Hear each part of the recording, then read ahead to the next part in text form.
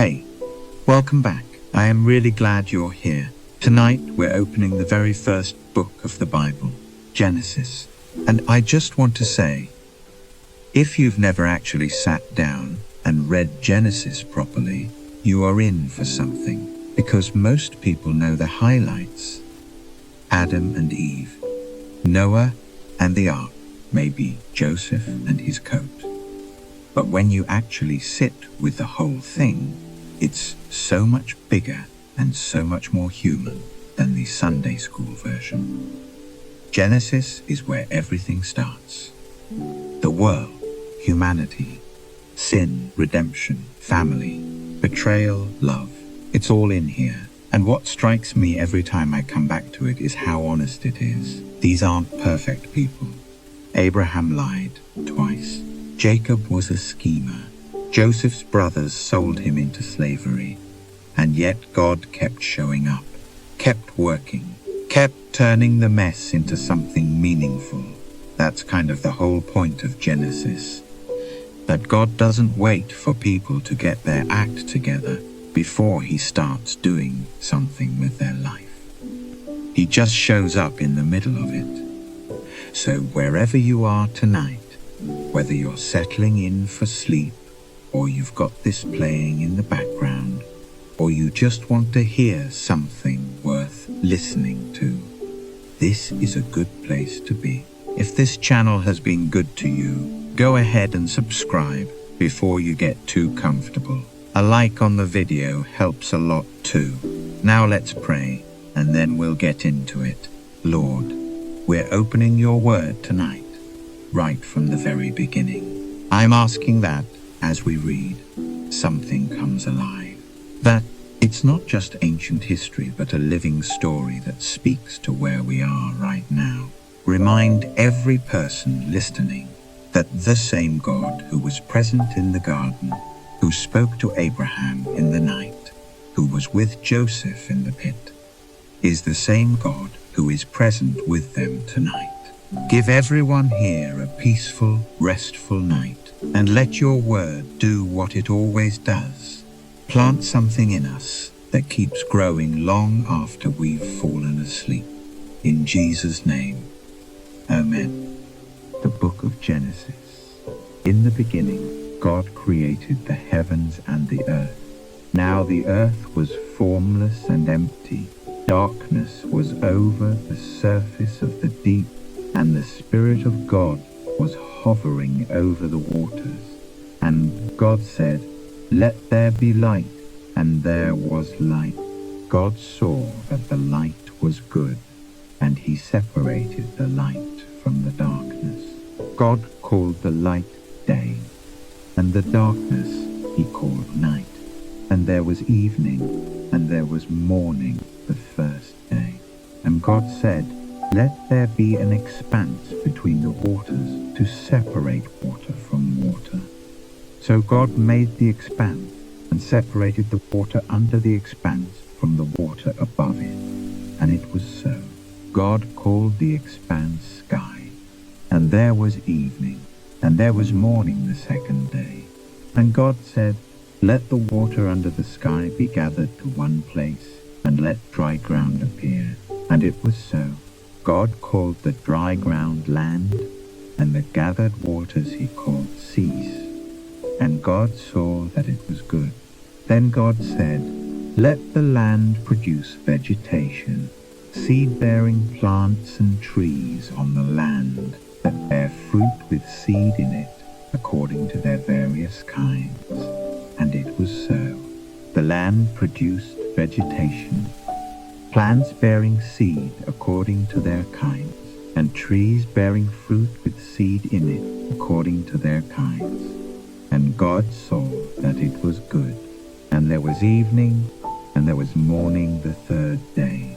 And God said, "Let there be lights in the expanse of the sky to separate the day from the night, and let them serve as signs to mark seasons and days and years. And let them be lights in the expanse of the sky to give light on the earth." And it was so. God made two great lights, the greater light to govern the day, and the lesser light to govern the night. He also made the stars. God set them in the expanse of the sky to give light on the earth, to govern the day and the night, and to separate light from darkness. And God saw that it was good. And there was evening, and there was morning the fourth day. And God said, "Let the water teem with living creatures, and let birds fly above the earth across the expanse of the sky." So God created the great creatures of the sea, and every living and moving thing with which the water teems, according to their kinds, and every winged bird according to its kind. And God saw that it was good. God blessed them and said, "Be fruitful and increase in number, and fill the water in the seas, and let the birds increase on the earth." And there was evening, and there was morning the fifth day. And God said, "Let the land produce living creatures according to their kinds, livestock, creatures that move along the ground, and wild animals, each according to its kind." And it was so. God made the wild animals according to their kinds, the livestock according to their kinds, and all the creatures that move along the ground according to their kinds. And God saw that it was good. Then God said, "Let us make man in our image, in our likeness, and let them rule over the fish of the sea, and the birds of the air, over the livestock, over all the earth, and over all the creatures that move along the ground." So God created man in his own image. In the image of God he created him. Male and female he created them. God blessed them and said to them, "Be fruitful and increase in number. Fill the earth and subdue it. Rule over the fish of the sea and the birds of the air, and over every living creature that moves on the ground." Then God said, "I give you every seed-bearing plant on the face of the whole earth, and every tree that has fruit with seed in it. They will be yours for food, and to all the beasts of the earth, and all the birds of the air, and all the creatures that move on the ground, everything that has the breath of life in it. I give every green plant for food." And it was so. God saw all that he had made, and it was very good. And there was evening, and there was morning the sixth day. Thus the heavens and the earth were completed in all their vast array. By the seventh day God had finished the work he had been doing. So on the seventh day he rested from all his work. And God blessed the seventh day and made it holy, because on it he rested from all the work of creating that he had done.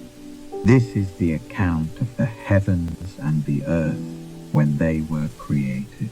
When the Lord God made the earth and the heavens, and no shrub of the field had yet appeared on the earth, and no plant of the field had yet sprung up, for the Lord God had not sent rain on the earth, and there was no man to work the ground.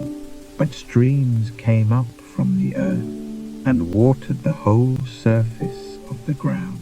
The Lord God formed the man from the dust of the ground, and breathed into his nostrils the breath of life, and the man became a living being.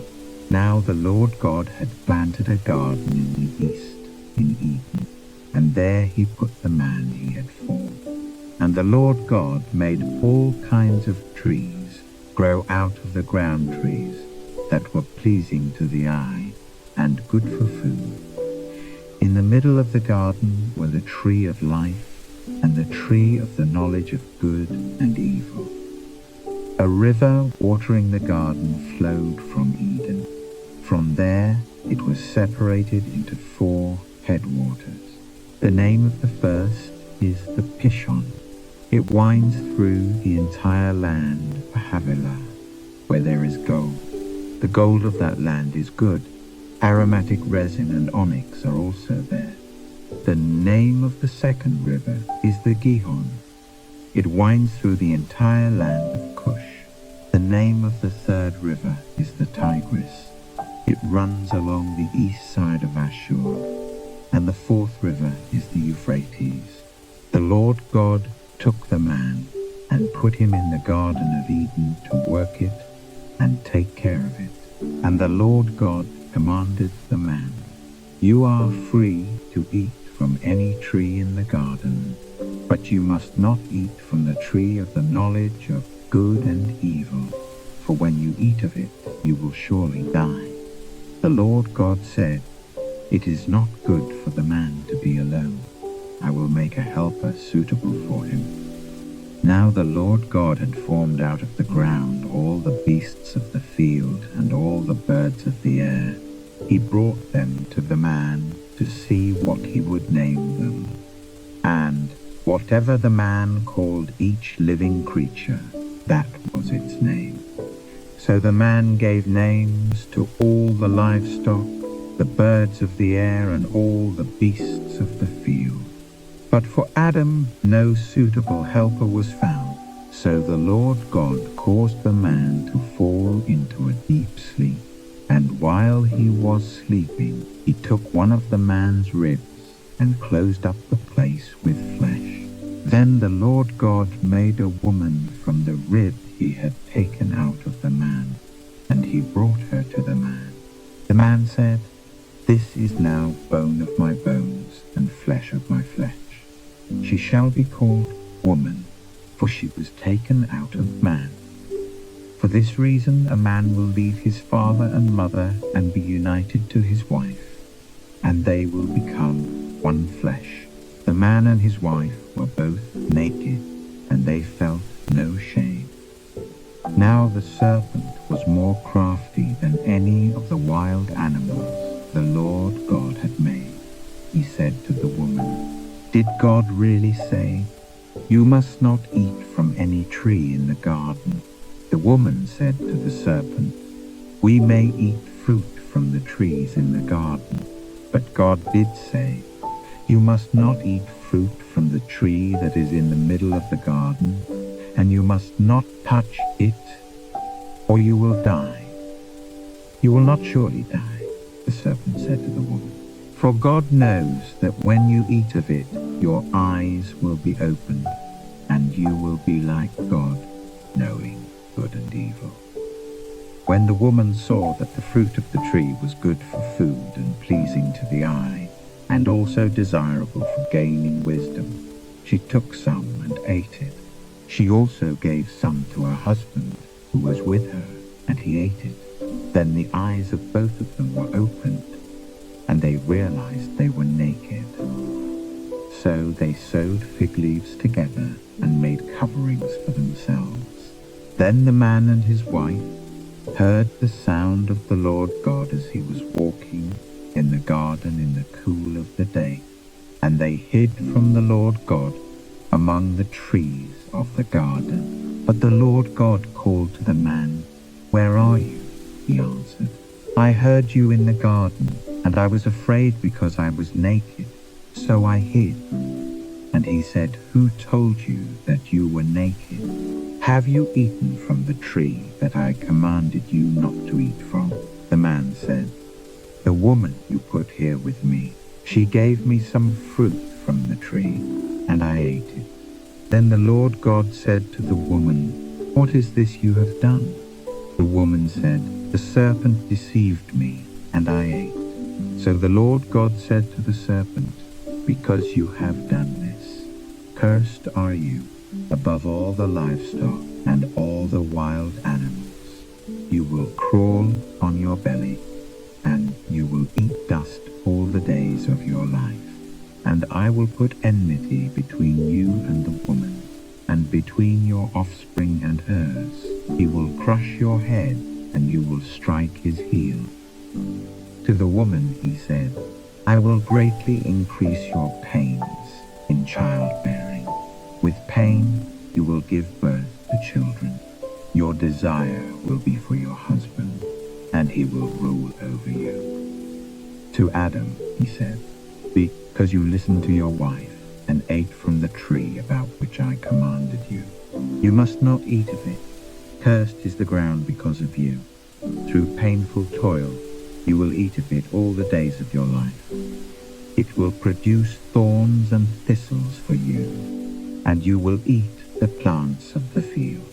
By the sweat of your brow, you will eat your food until you return to the ground, since from it you were taken. For dust you are, and to dust you will return. Adam named his wife Eve, because she would become the mother of all the living. The Lord God made garments of skin for Adam and his wife and clothed them. And the Lord God said, "The man has now become like one of us, knowing good and evil. He must not be allowed to reach out his hand and take also from the tree of life and eat and live forever." So the Lord God banished him from the Garden of Eden to work the ground from which he had been taken. After he drove the man out, he placed on the east side of the Garden of Eden cherubim and a flaming sword flashing back and forth to guard the way to the tree of life. Adam lay with his wife Eve, and she became pregnant and gave birth to Cain. She said, "With the help of the Lord I have brought forth a man." Later she gave birth to his brother Abel. Now Abel kept flocks, and Cain worked the soil. In the course of time, Cain brought some of the fruits of the soil as an offering to the Lord. But Abel brought fat portions from some of the firstborn of his flock. The Lord looked with favor on Abel and his offering, but on Cain and his offering he did not look with favor. So Cain was very angry, and his face was downcast. Then the Lord said to Cain, "Why are you angry? Why is your face downcast? If you do what is right, will you not be accepted? But if you do not do what is right, sin is crouching at your door. It desires to have you, but you must master it." Now Cain said to his brother Abel, "Let's go out to the field." And while they were in the field, Cain attacked his brother Abel and killed him. Then the Lord said to Cain, "Where is your brother Abel?" "I don't know," he replied. "Am I my brother's keeper?" The Lord said, "What have you done? Listen, your brother's blood cries out to me from the ground. Now you are under a curse and driven from the ground, which opened its mouth to receive your brother's blood from your hand. When you work the ground, it will no longer yield its crops for you. You will be a restless wanderer on the earth." Cain said to the Lord, "My punishment is more than I can bear. Today you are driving me from the land, and I will be hidden from your presence. I will be a restless wanderer on the earth, and whoever finds me will kill me." But the Lord said to him, "Not so. If anyone kills Cain, he will suffer vengeance 7 times over." Then the Lord put a mark on Cain, so that no one who found him would kill him. So Cain went out from the Lord's presence and lived in the land of Nod, east of Eden. Cain lay with his wife, and she became pregnant and gave birth to Enoch. Cain was then building a city, and he named it after his son Enoch. To Enoch was born Irad, and Irad was the father of Mehujael, and Mehujael was the father of Methushael, and Methushael was the father of Lamech. Lamech married 2 women, one named Ada and the other Zillah. Ada gave birth to Jabal. He was the father of those who live in tents and raise livestock. His brother's name was Jubal. He was the father of all who play the harp and flute. Zillah also had a son, Tubal-Cain, who forged all kinds of tools out of bronze and iron. Tubal-Cain's sister was Naamah. Lamech said to his wives, Ada and Zillah, listen to me. Wives of Lamech, hear my words. I have killed a man for wounding me, a young man for injuring me. If Cain is avenged 7 times, then Lamech 77 times. Adam lay with his wife again, and she gave birth to a son and named him Seth, saying, God has granted me another child in place of Abel, since Cain killed him. Seth also had a son, and he named him Enosh. At that time, men began to call on the name of the Lord. This is the written account of Adam's life. When God created man, he made him in the likeness of God. He created them male and female, and blessed them. And when they were created, he called them man. When Adam had lived 130 years, he had a son in his own likeness, in his own image, and he named him Seth. After Seth was born, Adam lived 800 years and had other sons and daughters. Altogether, Adam lived 930 years, and then he died. When Seth had lived 105 years, he became the father of Enosh. And after he became the father of Enosh, Seth lived 807 years and had other sons and daughters. Altogether, Seth lived 912 years, and then he died. When Enosh had lived 90 years, he became the father of Canaan. And after he became the father of Canaan, Enosh lived 815 years and had other sons and daughters. Altogether, Enosh lived 905 years, and then he died. When Canaan had lived 70 years, he became the father of Mahalalel. And after he became the father of Mahalalel, Canaan lived 840 years and had other sons and daughters. Altogether, Canaan lived 910 years, and then he died.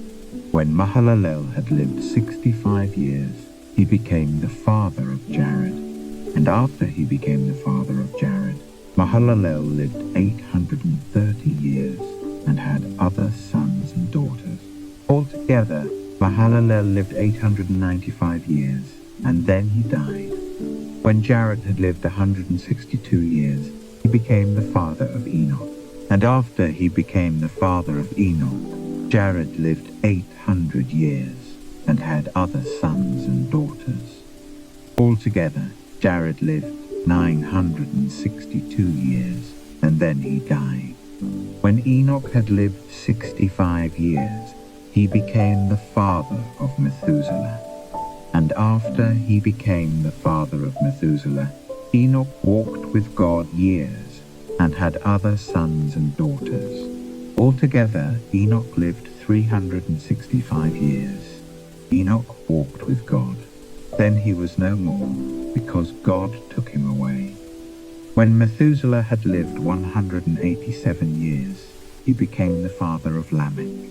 And after he became the father of Lamech, Methuselah lived 782 years and had other sons and daughters. Altogether, Methuselah lived years, and then he died. When Lamech had lived 182 years, he had a son. He named him Noah and said, He will comfort us in the labor and painful toil of our hands caused by the ground the Lord has cursed. After Noah was born, Lamech lived years and had other sons and daughters. Altogether, Lamech lived 777 years, and then he died. After Noah was 500 years old, he became the father of Shem, Ham, and Japheth. When men began to increase in number on the earth and daughters were born to them, the sons of God saw that the daughters of men were beautiful, and they married any of them they chose. Then the Lord said, My spirit will not contend with man forever, for he is mortal. His days will be 120 years. The Nephilim were on the earth in those days, and also afterward, when the sons of God went to the daughters of men and had children by them. They were the heroes of old, men of renown. The Lord saw how great man's wickedness on the earth had become, and that every inclination of the thoughts of his heart was only evil all the time. The Lord was grieved that he had made man on the earth, and his heart was filled with pain. So the Lord said, I will wipe mankind whom I have created from the face of the earth, men and animals, and creatures that move along the ground, and birds of the air, for I am grieved that I have made them. But Noah found favor in the eyes of the Lord. This is the account of Noah. Noah was a righteous man, blameless among the people of his time, and he walked with God. Noah had 3 sons, Shem, Ham, and Japheth. Now the earth was corrupt in God's sight and was full of violence. God saw how corrupt the earth had become, for all the people on earth had corrupted their ways. So God said to Noah, I am going to put an end to all people, for the earth is filled with violence because of them. I am surely going to destroy both them and the earth. So make yourself an ark of cypress wood. Make rooms in it and coat it with pitch inside and out. This is how you are to build it. The ark is to be 450 feet long, 75 feet wide and feet high. Make a roof for it, and finish the ark to within 18 inches of the top. Put the door in the side of the ark, and make lower, middle, and upper decks. I am going to bring flood waters on the earth, to destroy all life under the heavens. Every creature that has the breath of life in it, everything on earth will perish. But I will establish my covenant with you, and you will enter the ark, you and your sons, and your wife and your sons' wives with you. You are to bring into the ark 2 of all living creatures, male and female, to keep them alive with you. 2 of every kind of bird, of every kind of animal, and of every kind of creature that moves along the ground will come to you to be kept alive. You are to take every kind of food that is to be eaten and store it away as food for you and for them. Noah did everything just as God commanded him. The Lord then said to Noah, Go into the ark, you and your whole family, because I have found you righteous in this generation. Take with you 7 of every kind of clean animal, a male and its mate, and 2 of every kind of unclean animal, a male and its mate, and also 7 of every kind of bird, male and female, to keep their various kinds alive throughout the earth. 7 days from now I will send rain on the earth for 40 days and 40 nights, and I will wipe from the face of the earth every living creature I have made. And Noah did all that the Lord commanded him. Noah was 600 years old when the flood waters came on the earth. And Noah and his sons and his wife and his sons' wives entered the ark to escape the waters of the flood.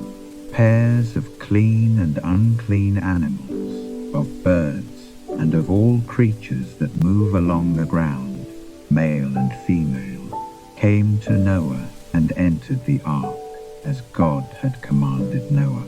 And after the 7 days the flood waters came on the earth. In the 600th year of Noah's life, on the 17th day of the 2nd month on that day, all the springs of the great deep burst forth, and the floodgates of the heavens were opened, and rain fell on the earth 40 days and 40 nights.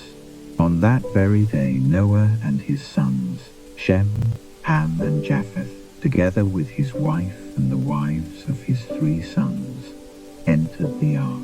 They had with them every wild animal according to its kind, all livestock according to their kinds, every creature that moves along the ground according to its kind, and every bird according to its kind, everything with wings. pairs of all creatures that had the breath of life in them came to Noah and entered the ark. The animals going in were male and female of every living thing, as God had commanded Noah. Then the Lord shut him in. For 40 days the flood kept coming on the earth, and as the waters increased, they lifted the ark high above the earth. The waters rose and increased greatly on the earth, and the ark floated on the surface of the water.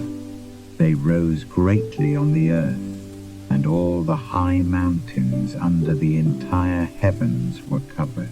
The waters rose and covered the mountains to a depth of more than 20 feet.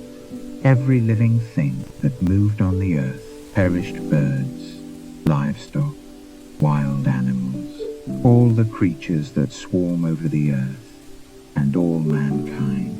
Everything on dry land that had the breath of life in its nostrils died. Every living thing on the face of the earth was wiped out.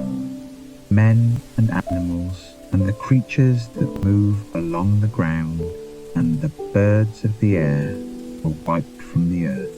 Only Noah was left, and those with him in the ark. The waters flooded the earth for 150 days. But God remembered Noah and all the wild animals and the livestock that were with him in the ark. And he sent a wind over the earth, and the waters receded. Now the springs of the deep and the floodgates of the heavens had been closed, and the rain had stopped falling from the sky.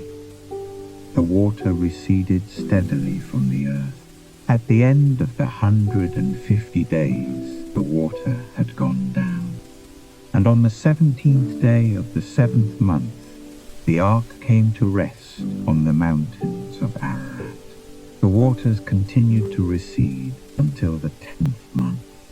And on the first day of the 10th month, the tops of the mountains became visible.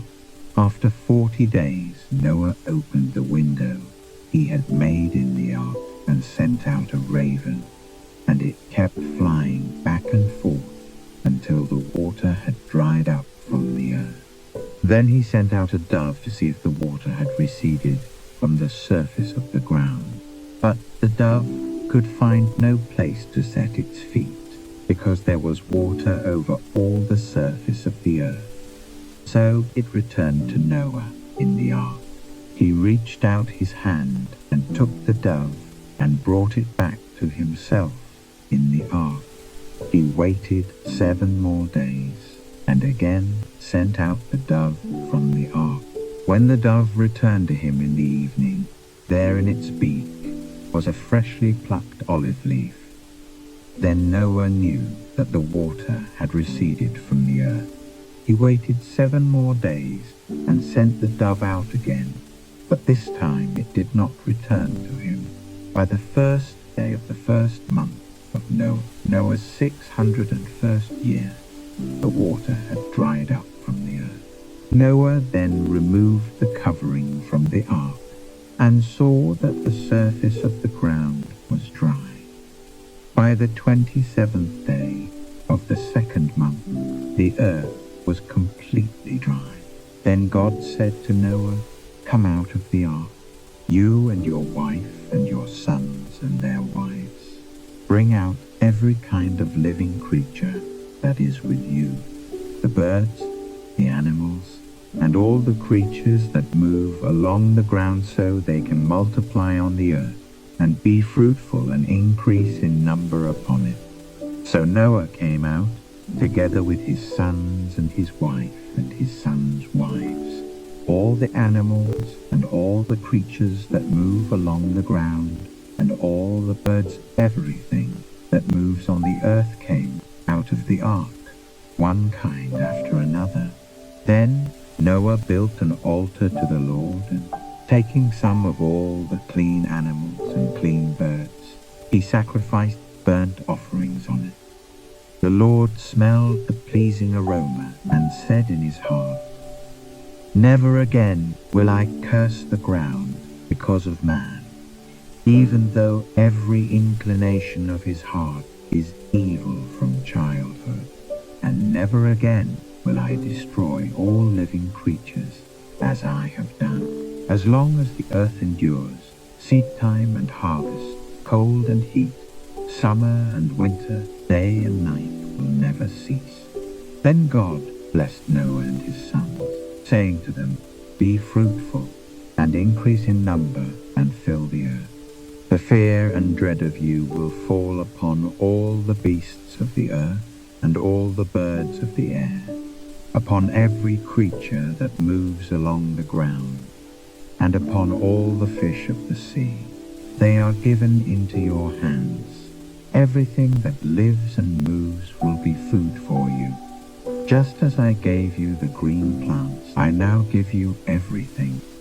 But you must not eat meat that has its lifeblood still in it, and for your lifeblood I will surely demand an accounting. I will demand an accounting from every animal, and from each man too I will demand an accounting for the life of his fellow man. Whoever sheds the blood of man, by man shall his blood be shed. For in the image of God has God made man. As for you, be fruitful and increase in number. Multiply on the earth and increase upon it." Then God said to Noah and to his sons with him, "I now establish my covenant with you and with your descendants after you, and with every living creature that was with you, the birds, the livestock, and all the wild animals, all those that came out of the ark with you, every living creature on earth. I establish my covenant with you. Never again will all life be cut off by the waters of a flood. Never again will there be a flood to destroy the earth." And God said, "This is the sign of the covenant I am making between me and you and every living creature with you, a covenant for all generations to come. I have set my rainbow in the clouds, and it will be the sign of the covenant between me and the earth. Whenever I bring clouds over the earth and the rainbow appears in the clouds, I will remember my covenant between me and you and all living creatures of every kind. Never again will the waters become a flood to destroy all life. Whenever the rainbow appears in the clouds, I will see it and remember the everlasting covenant between God and all living creatures of every kind on the earth." So God said to Noah, "This is the sign of the covenant I have established between me and all life on the earth.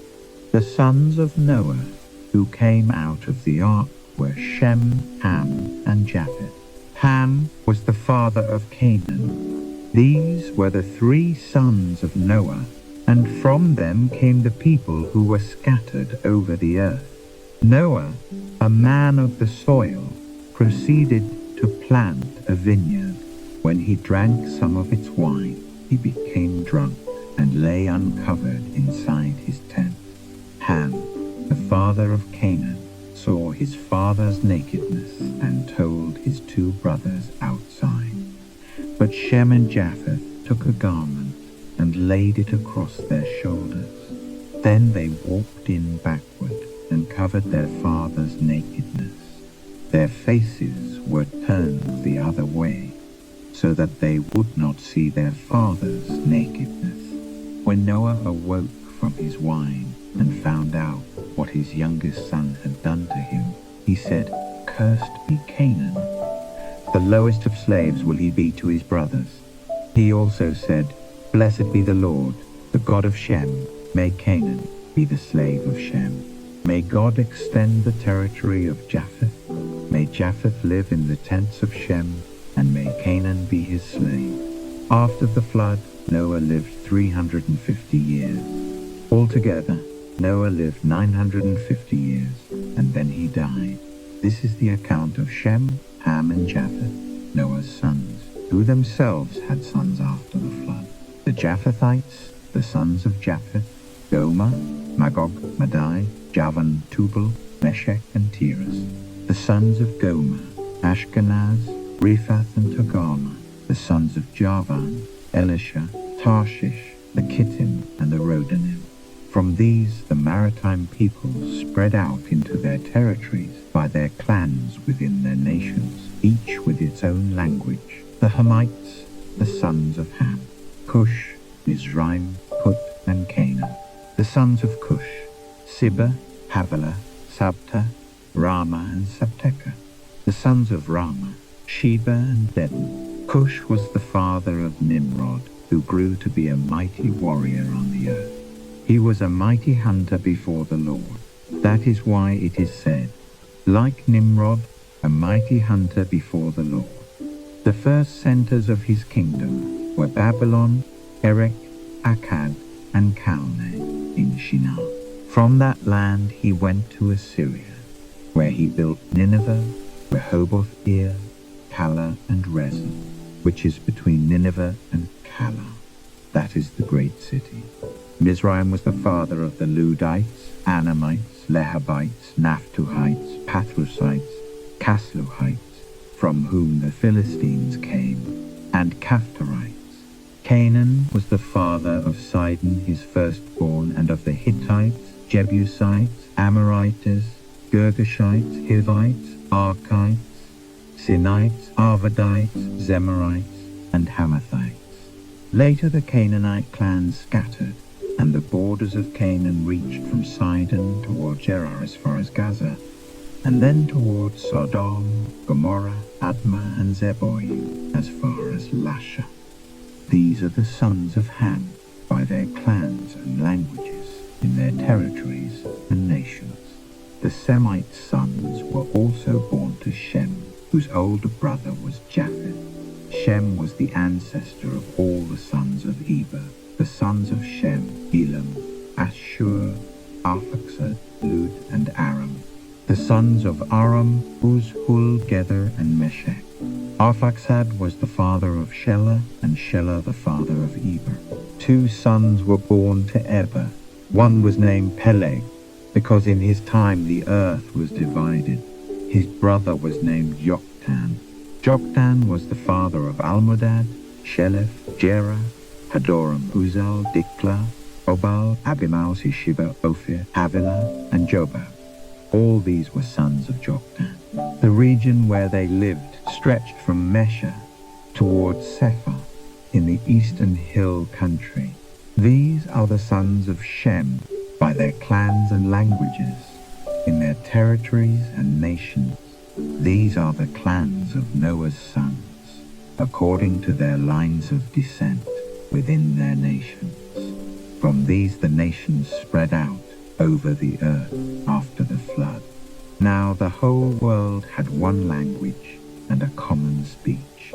As men moved eastward, they found a plain in Shinar and settled there. They said to each other, "Come, let's make bricks and bake them thoroughly." They used brick instead of stone, and tar for mortar. Then they said, "Come, let us build ourselves a city with a tower that reaches to the heavens, so that we may make a name for ourselves and not be scattered over the face of the whole earth." But the Lord came down to see the city and the tower that the men were building.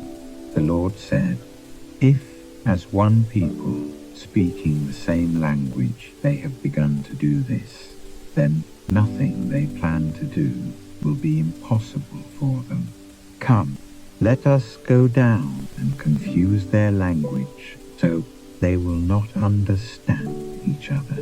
So the Lord scattered them from there over all the earth, and they stopped building the city.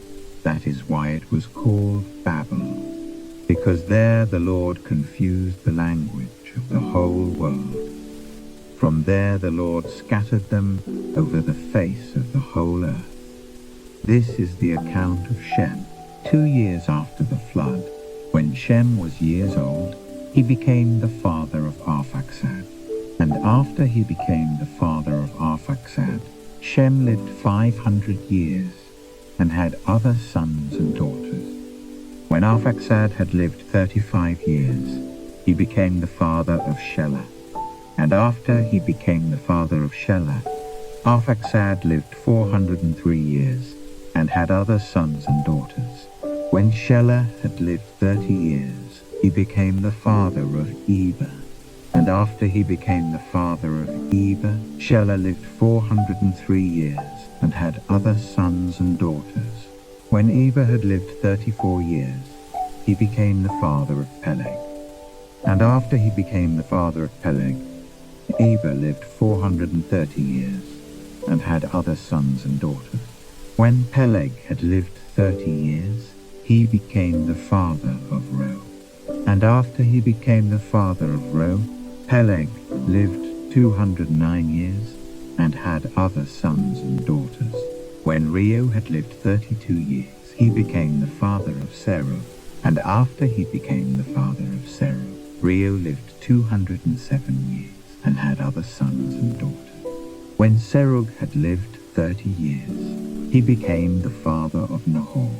And after he became the father of Nahor, Serug lived 200 years and had other sons and daughters. When Nahor had lived 29 years, he became the father of Terah. And after he became the father of Terah, Nahor lived 119 years and had other sons and daughters. After Terah had lived 70 years, he became the father of Abram, Nahor, and Haran. This is the account of Terah. Terah became the father of Abram, Nahor, and Haran. And Haran became the father of Lot. While his father Terah was still alive, Haran died in Ur of the Chaldeans, in the land of his birth. Abram and Nahor both married. The name of Abram's wife was Sarai, and the name of Nahor's wife was Milcah. She was the daughter of Haran, the father of both Milcah and Iscah. Now Sarai was barren. She had no children. Terah took his son Abram, his grandson, Lot son of Haran, and his daughter-in-law Sarai, the wife of his son Abram. And together they set out from Ur of the Chaldeans to go to Canaan. But when they came to Haran, they settled there. Terah lived 205 years, and he died in Haran. The Lord had said to Abram, "Leave your country, your people, and your father's household, and go to the land I will show you. I will make you into a great nation, and I will bless you. I will make your name great, and you will be a blessing. I will bless those who bless you, and whoever curses you I will curse, and all peoples on earth will be blessed through you." So Abram left, as the Lord had told him, and Lot went with him. Abram was 75 years old when he set out from Haran. He took his wife Sarai, his nephew Lot, all the possessions they had accumulated, and the people they had acquired in Haran, and they set out for the land of Canaan, and they arrived there. Abram traveled through the land as far as the site of the great tree of Moreh at Shechem. At that time the Canaanites were in the land. The Lord appeared to Abram and said, "To your offspring I will give this land." So he built an altar there to the Lord, who had appeared to him. From there he went on toward the hills east of Bethel and pitched his tent, with Bethel on the west and Ai on the east. There he built an altar to the Lord and called on the name of the Lord. Then Abram set out and continued toward the Negev. Now there was a famine in the land, and Abram went down to Egypt to live there for a while, because the famine was severe. As he was about to enter Egypt, he said to his wife Sarai, "I know what a beautiful woman you are. When the Egyptians see you, they will say, 'This is his wife.' Then they will kill me, but will let you live. Say you are my sister, so that I will be treated well for your sake, and my life will be spared." because of you. When Abram came to Egypt, the Egyptians saw that she was a very beautiful woman. And when Pharaoh's officials saw her, they praised her to Pharaoh, and she was taken into his palace. He treated Abram well for her sake, and Abram acquired sheep and cattle, male and female donkeys, men servants and maidservants, and camels. But the Lord inflicted serious diseases on Pharaoh and his household because of Abram's wife Sarai. So Pharaoh summoned Abram. "What have you done to me?" he said. "Why didn't you tell me she was your wife? Why did you say, 'She is my sister,' so that I took her to be my wife? Now then, here is your wife. Take her and go." Then Pharaoh gave orders about Abram to his men, and they sent him on his way, with his wife and everything he had. So Abram went up from Egypt to the Negev, with his wife and everything he had, and Lot went with him. Abram had become very wealthy in livestock and in silver and gold. From the Negev, he went from place to place until he came to Bethel, to the place between Bethel and Ai, where his tent had been earlier, and where he had first built an altar. There Abram called on the name of the Lord. Now Lot, who was moving about with Abram, also had flocks and herds and tents. But the land could not support them while they stayed together, for their possessions were so great that they were not able to stay together. And quarreling arose between Abram's herdsmen and the herdsmen of Lot. The Canaanites and Perizzites were also living in the land at that time. So Abram said to Lot, "Let's not have any quarreling between you and me, or between your herdsmen and mine, for we are brothers. Is not the whole land before you? Let's part company. If you go to the left, I'll go to the right. If you go to the right, I'll go to the left." Lot looked up and saw that the whole plain of the Jordan was well watered, like the garden of the Lord, like the land of Egypt toward Zoar. This was before the Lord destroyed Sodom and Gomorrah. So Lot chose for himself the whole plain of the Jordan and set out toward the east. The two men parted company. Abram lived in the land of Canaan, while Lot lived among the cities of the plain and pitched his tents near Sodom. Now the men of Sodom were wicked and were sinning greatly against the Lord. The Lord said to Abram after Lot had parted from him, "Lift up your eyes from where you are and look north and south, east and west. All the land that you see I will give to you and your offspring forever. I will make your offspring like the dust of the earth, so that if anyone could count the dust, then your offspring could be counted. Go, walk through the length and breadth of the land, for I am giving it to you." So Abram moved his tents and went to live near the great trees of Mamre at Hebron, where he built an altar to the Lord. At this time, Amraphel king of Shinar, Arioch king of Elasar, Kedorlaomer king of Elam, and Tidal king of Goyim went to war against Bera king of Sodom, Birsha king of Gomorrah, Shinab king of Admah, Shemeba king of Zeboim, and the king of Bela, that is, Zoar. All these latter kings joined forces in the valley of Siddim, the Salt Sea. For 12 years they had been subject to Kedorlaomer, but in the 13th year they rebelled. In the 14th year, Kedorlaomer and the kings allied with him went out and defeated the Rephates in Ashteroth Karnaim, the Zuzites in Ham, the Emites in Shaveh Kiriathaim, and the Horites in the hill country of Seir, as far as El Paran near the desert.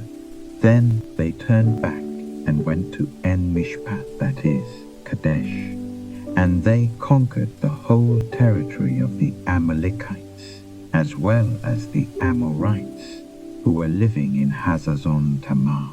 Then the king of Sodom, the king of Gomorrah, the king of Admah, the king of Zeboim, and the king of Bela, that is, Zoar, marched out and drew up their battle lines in the valley of Siddim against Kedorlaomer king of Elam, Tidal king of Goyim, Amraphel king of Shinar, and Arioch king of Elasar, 4 kings against 5. Now the valley of Siddim was full of tar pits, and when the kings of Sodom and Gomorrah fled, some of the men fell into them, and the rest fled to the hills. The 4 kings seized all the goods of Sodom and Gomorrah and all their food. Then they went away. They also carried off Abram's nephew Lot and his possessions, since he was living in Sodom. One who had escaped came and reported this to Abram the Hebrew. Now Abram was living near the great trees of Mamre the Amorite, a brother of Eshcol and Aner, all of whom were allied with Abram. When Abram heard that his relative had been taken captive, he called out the 318 trained men born in his household, and went in pursuit as far as Dan. During the night Abram divided his men to attack them, and he routed them, pursuing them as far as Hobah, north of Damascus. He recovered all the goods, and brought back his relative Lot and his possessions, together with the women and the other people. After Abram returned from defeating Kedorlaomer and the kings allied with him, the king of Sodom came out to meet him in the valley of Shaveh, that is, the king's valley. Then Melchizedek, king of Salem, brought out bread and wine. He was priest of God Most High, and he blessed Abram, saying, "Blessed be Abram by God Most High, creator of heaven and earth, and blessed be God Most High, who delivered your enemies into your hand." Then Abram gave him 1/10 of everything. The king of Sodom said to Abram, "Give me the people and keep the goods for yourself." But Abram said to the king of Sodom, "I have raised my hand to the Lord, God Most High, creator of heaven and earth, and have taken an oath that I will accept nothing belonging to you, not even a thread or the thong of a sandal, so that you will never be able to say, 'I made Abram rich.' I will accept nothing but what my men have eaten, and the share that belongs to the men who went with me to Aner, Eshcol, and Mamre. Let them have their share." After this, the word of the Lord came to Abram in a vision. "Do not be afraid, Abram. I am your shield, your very great reward." But Abram said, "O sovereign Lord, what can you give me, since I remain childless, and the one who will inherit my estate is Eliezer of Damascus?" And Abram said, "You have given me no children, so a servant in my household will be my heir." Then the word of the Lord came to him, "This man will not be your heir, but a son coming from your own body will be your heir." He took him outside and said, "Look up at the heavens and count the stars, if indeed you can count them." Then he said to him, "So shall your offspring be." Abram believed the Lord, and he credited it to him as righteousness. He also said to him, "I am the Lord, who brought you out of Ur of the Chaldeans to give you this land to take possession of it." But Abram said, "O sovereign Lord, how can I know that I will gain possession of it?" So the Lord said to him, "Bring me a heifer, a goat, and a ram, each 3 years old, along with a dove and a young pigeon." Abram brought all these to him, cut them in two, and arranged the halves opposite each other. The birds, however, he did not cut in half.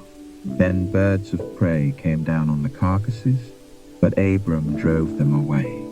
As the sun was setting, Abram fell into a deep sleep, and a thick and dreadful darkness came over him.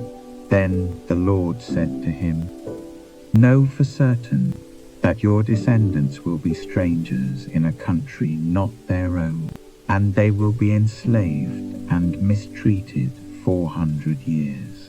But I will punish the nation they serve as slaves, and afterward they will come out with great possessions. You, however, will go to your fathers in peace and be buried at a good old age.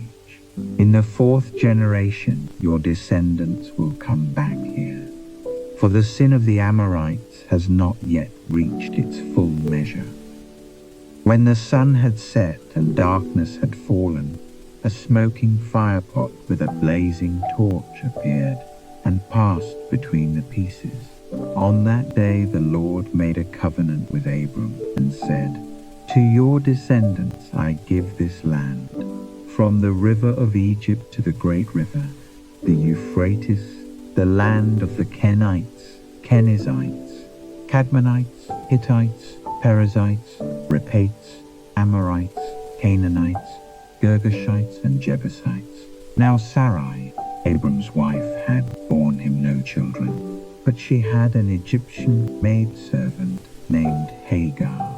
So she said to Abram, "The Lord has kept me from having children. Go, sleep with my maidservant. Perhaps I can build a family through her." Abram agreed to what Sarai said. So after Abram had been living in Canaan 10 years, Sarai his wife took her Egyptian maidservant Hagar and gave her to her husband to be his wife. He slept with Hagar, and she conceived. When she knew she was pregnant, she began to despise her mistress.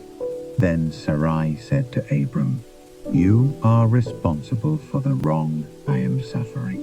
I put my servant in your arms, and now that she knows she is pregnant, she despises me. May the Lord judge between you and me." "Your servant is in your hands," Abram said. "Do with her whatever you think best." Then Sarai mistreated Hagar, so she fled from her. The angel of the Lord found Hagar near a spring in the desert. It was the spring that is beside the road to Shur, and he said, "Hagar, servant of Sarai, where have you come from, and where are you going?" "I'm running away from my mistress Sarai," she answered. Then the angel of the Lord told her, "Go back to your mistress and submit to her." The angel added, "I will so increase your descendants that they will be too numerous to count." The angel of the Lord also said to her, "You are now with child, and you will have a son. You shall name him Ishmael, for the Lord has heard of your misery. He will be a wild donkey of a man. His hand will be against everyone, and everyone's hand against him, and he will live in hostility toward all his brothers." She gave this name to the Lord who spoke to her, "You are the God who sees me." For she said, "I have now seen the one who sees me." That is why the well was called Beer Lahai Roi. It is still there, between Kadesh and Bered. So Hagar bore Abram a son, and Abram gave the name Ishmael to the son she had born. Abram was 86 years old when Hagar bore him Ishmael. When Abram was 99 years old, the Lord appeared to him and said, "I am God Almighty. Walk before me and be blameless. I will confirm my covenant between me and you, and will greatly increase your numbers." Abram fell face down, and God said to him, "As for me, this is my covenant with you. You will be the father of many nations. No longer will you be called Abram. Your name will be Abraham, for I have made you a father of many nations. I will make you very fruitful. I will make nations of you, and kings will come from you. I will establish my covenant as an everlasting covenant between me and you and your descendants after you for the generations to come, to be your God and the God of your descendants after you. The whole land of Canaan, where you are now an alien, I will give as an everlasting possession to you and your descendants after you, and I will be their God. Then God said to Abraham, "As for you, you must keep my covenant, you and your descendants after you, for the generations to come. This is my covenant with you and your descendants after you, the covenant you are to keep. Every male among you shall be circumcised. You are to undergo circumcision, and it will be the sign of the covenant between me and you. For the generations to come, every male among you who is 8 days old must be circumcised, including those born in your household or bought with money from a foreigner, those who are not your offspring. Whether born in your household or bought with your money, they must be circumcised. My covenant in your flesh is to be an everlasting covenant. Any uncircumcised male who has not been circumcised in the flesh will be cut off from his people. He has broken my covenant." God also said to Abraham, "As for Sarai your wife, you are no longer to call her Sarai. Her name will be Sarah. I will bless her and will surely give you a son by her. I will bless her so that she will be the mother of nations. Kings of peoples will come from her." Abraham fell face down. He laughed and said to himself, "Will a son be born to a man 100 years old? Will Sarah bear a child at the age of 90? And Abraham said to God, "If only Ishmael might live under your blessing." Then God said, "Yes, but your wife Sarah will bear you a son, and you will call him Isaac. I will establish my covenant with him as an everlasting covenant for his descendants after him. And as for Ishmael, I have heard you. I will surely bless him. I will make him fruitful and will greatly increase his numbers. He will be the father of 12 rulers, and I will make him into a great nation.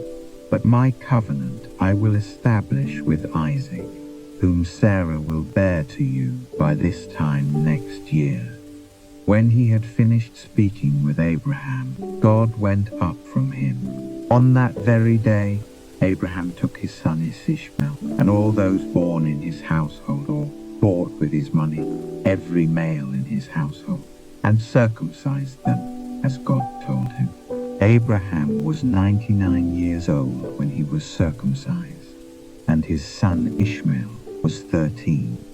Abraham and his son Ishmael were both circumcised on that same day, and every male in Abraham's household, including those born in his household or bought from a foreigner, was circumcised with him. The Lord appeared to Abraham near the great trees of Mamre, while he was sitting at the entrance to his tent in the heat of the day. Abraham looked up and saw 3 men standing nearby. When he saw them, he hurried from the entrance of his tent to meet them and bowed low to the ground. He said, "If I have found favor in your eyes, my Lord, do not pass your servant by. Let a little water be brought, and then you may all wash your feet and rest under this tree. Let me get you something to eat, so you can be refreshed and then go on your way, now that you have come to your servant." "Very well," they answered. "Do as you say." So Abraham hurried into the tent to Sarah. "Quick," he said, "get 3 seahs of fine flour and knead it and bake some bread." Then he ran to the herd and selected a choice, tender calf and gave it to a servant who hurried to prepare it. He then brought some curds and milk and the calf that had been prepared and set these before them. While they ate, he stood near them under a tree. "Where is your wife, Sarah?" they asked him. "There in the tent," he said.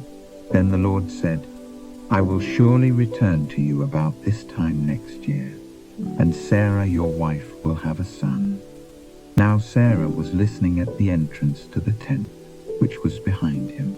Abraham and Sarah were already old and well advanced in years, and Sarah was past the age of childbearing.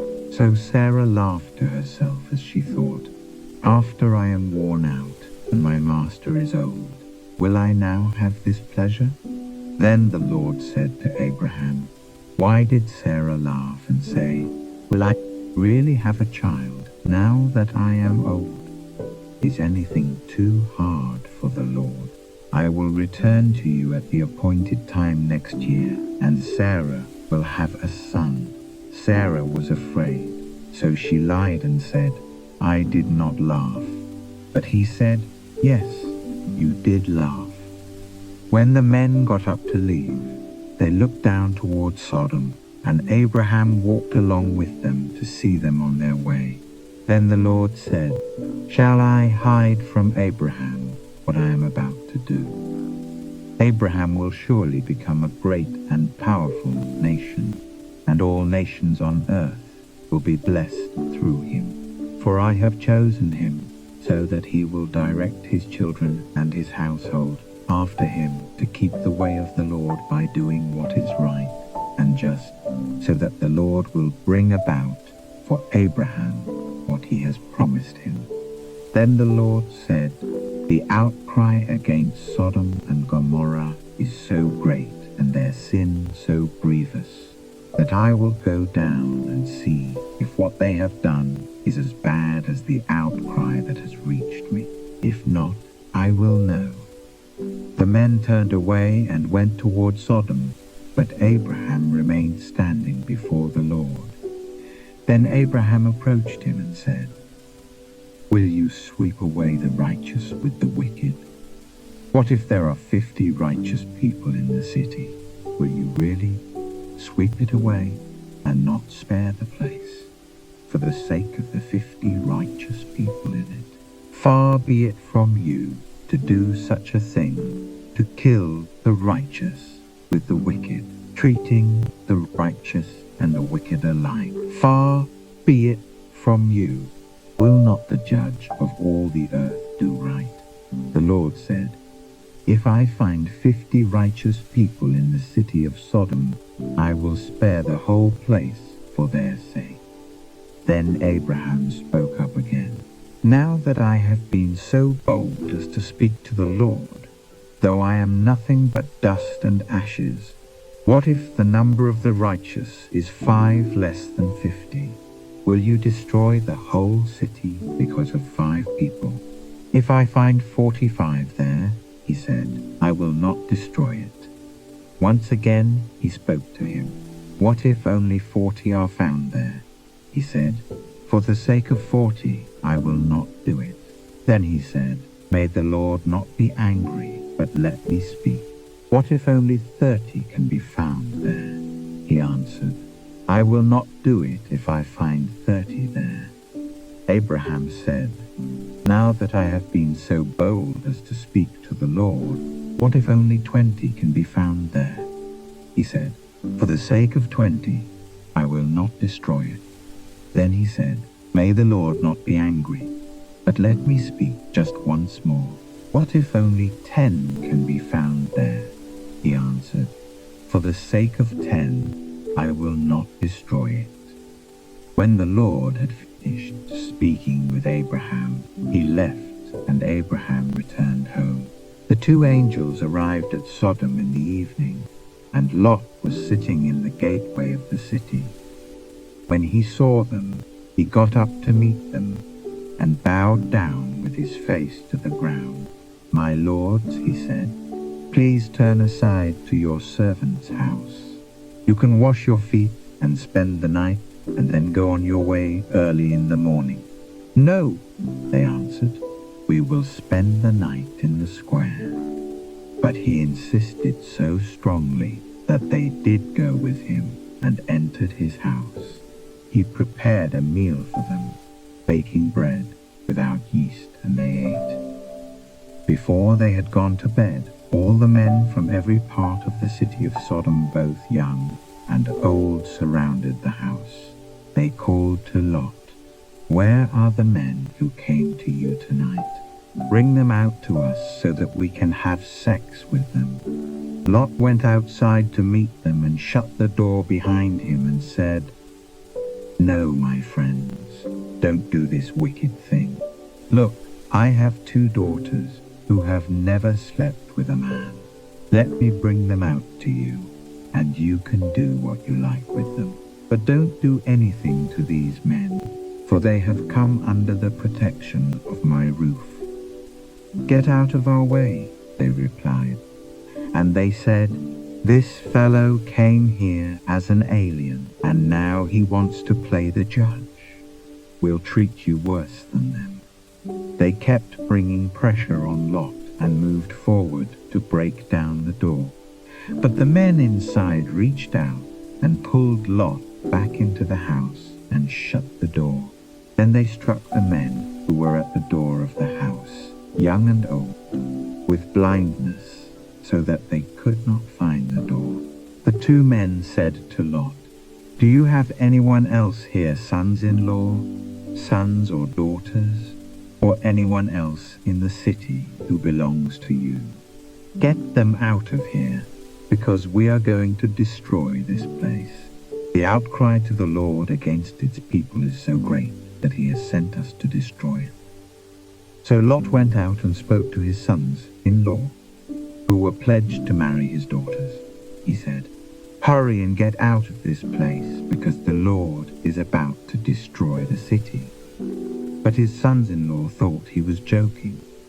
With the coming of dawn, the angels urged Lot, saying, "Hurry, take your wife and your 2 daughters who are here, or you will be swept away when the city is punished." When he hesitated, the men grasped his hand and the hands of his wife and of his 2 daughters and led them safely out of the city, for the Lord was merciful to them. As soon as they had brought them out, one of them said, "Flee for your lives. Don't look back, and don't stop anywhere in the plain. Flee to the mountains, or you will be swept away." But Lot said to them, "No, my lords, please. Your servant has found favor in your eyes, and you have shown great kindness to me in sparing my life. But I can't flee to the mountains. This disaster will overtake me, and I'll die. Look, here is a town near enough to run to, and it is small. Let me flee to it. It is very small, isn't it? Then my life will be spared." He said to him, "Very well, I will grant this request too. I will not overthrow the town you speak of, but flee there quickly, because I cannot do anything until you reach it." That is why the town was called Zoar. By the time Lot reached Zoar, the sun had risen over the land. Then the Lord rained down burning sulfur on Sodom and Gomorrah from the Lord out of the heavens. Thus he overthrew those cities and the entire plain, including all those living in the cities and also the vegetation in the land. But Lot's wife looked back, and she became a pillar of salt. Early the next morning, Abraham got up and returned to the place where he had stood before the Lord. He looked down toward Sodom and Gomorrah, toward all the land of the plain, and he saw dense smoke rising from the land, like smoke from a furnace. So when God destroyed the cities of the plain, he remembered Abraham, and he brought Lot out of the catastrophe that overthrew the cities where Lot had lived. Lot and his 2 daughters left Zoar and settled in the mountains, for he was afraid to stay in Zoar. He and his 2 daughters lived in a cave. One day the older daughter said to the younger, "Our father is old. and there is no man around here to lie with us, as is the custom all over the earth. Let's get our father to drink wine, and then lie with him, and preserve our family line through our father." That night they got their father to drink wine, and the older daughter went in and lay with him. He was not aware of it when she lay down or when she got up. The next day the older daughter said to the younger, "Last night I lay with my father. Let's get him to drink wine again tonight, and you go in and lie with him so we can preserve our family line through our father." So they got their father to drink wine that night also, and the younger daughter went and lay with him. Again he was not aware of it when she lay down or when she got up. So both of Lot's daughters became pregnant by their father. The older daughter had a son, and she named him Moab. He is the father of the Moabites of today. The younger daughter also had a son, and she named him Ben-Ami. He is the father of the Ammonites of today. Now Abraham moved on from there into the region of the Negev, and lived between Kadesh and Shur. For a while he stayed in Gerar, and there Abraham said of his wife Sarah, "She is my sister." Then Abimelech king of Gerar sent for Sarah and took her. But God came to Abimelech in a dream one night and said to him, "You are as good as dead because of the woman you have taken. She is a married woman." Now Abimelech had not gone near her, so he said, "Lord, will you destroy an innocent nation? Did he not say to me, 'She is my sister'? And didn't she also say, 'He is my brother'? I have done this with a clear conscience and clean hands." Then God said to him in the dream, "Yes, I know you did this with a clear conscience, and so I have kept you from sinning against me. That is why I did not let you touch her. Now return the man's wife, for he is a prophet, and he will pray for you and you will live. But if you do not return her, you may be sure that you and all yours will die." Early the next morning Abimelech summoned all his officials, and when he told them all that had happened, they were very much afraid. Then Abimelech called Abraham in and said, "What have you done to us? How have I wronged you that you have brought such great guilt upon me and my kingdom? You have done things to me that should not be done." And Abimelech asked Abraham, "What was your reason for doing this?" Abraham replied, "I said to myself, there is surely no fear of God in this place, and they will kill me because of my wife. Besides, she really is my sister, the daughter of my father, though not of my mother, and she became my wife. And when God had me wander from my father's household, I said to her, 'This is how you can show your love to me. Everywhere we go, say of me, "He is my brother."' Then Abimelech brought sheep and cattle and male and female slaves and gave them to Abraham, and he returned Sarah his wife to him. And Abimelech said, "My land is before you, live wherever you like." To Sarah he said, "I am giving your brother 1,000 shekels of silver. This is to cover the offense against you before all who are with you. You are completely vindicated." Then Abraham prayed to God, and God healed Abimelech, his wife and his slave girls, so they could have children again, for the Lord had closed up every womb in Abimelech's household because of Abraham's wife Sarah. Now the Lord was gracious to Sarah as he had said, and the Lord did for Sarah what he had promised. Sarah became pregnant and bore a son to Abraham in his old age, at the very time God had promised him. Abraham gave the name Isaac to the son Sarah bore him. When his son Isaac was 8 days old, Abraham circumcised him as God commanded him. Abraham was 100 years old when his son Isaac was born to him. Sarah said, "God has brought me laughter, and everyone who hears about this will laugh with me."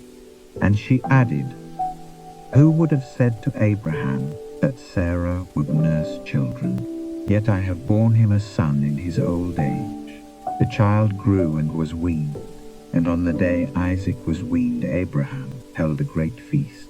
But Sarah saw that the son whom Hagar the Egyptian had borne to Abraham was mocking, and she said to Abraham, "Get rid of that slave woman and her son, for that slave woman's son will never share in the inheritance with my son Isaac." The matter distressed Abraham greatly, because it concerned his son. But God said to him, "Do not be so distressed about the boy and your maidservant. Listen to whatever Sarah tells you, because it is through Isaac that your offspring will be reckoned.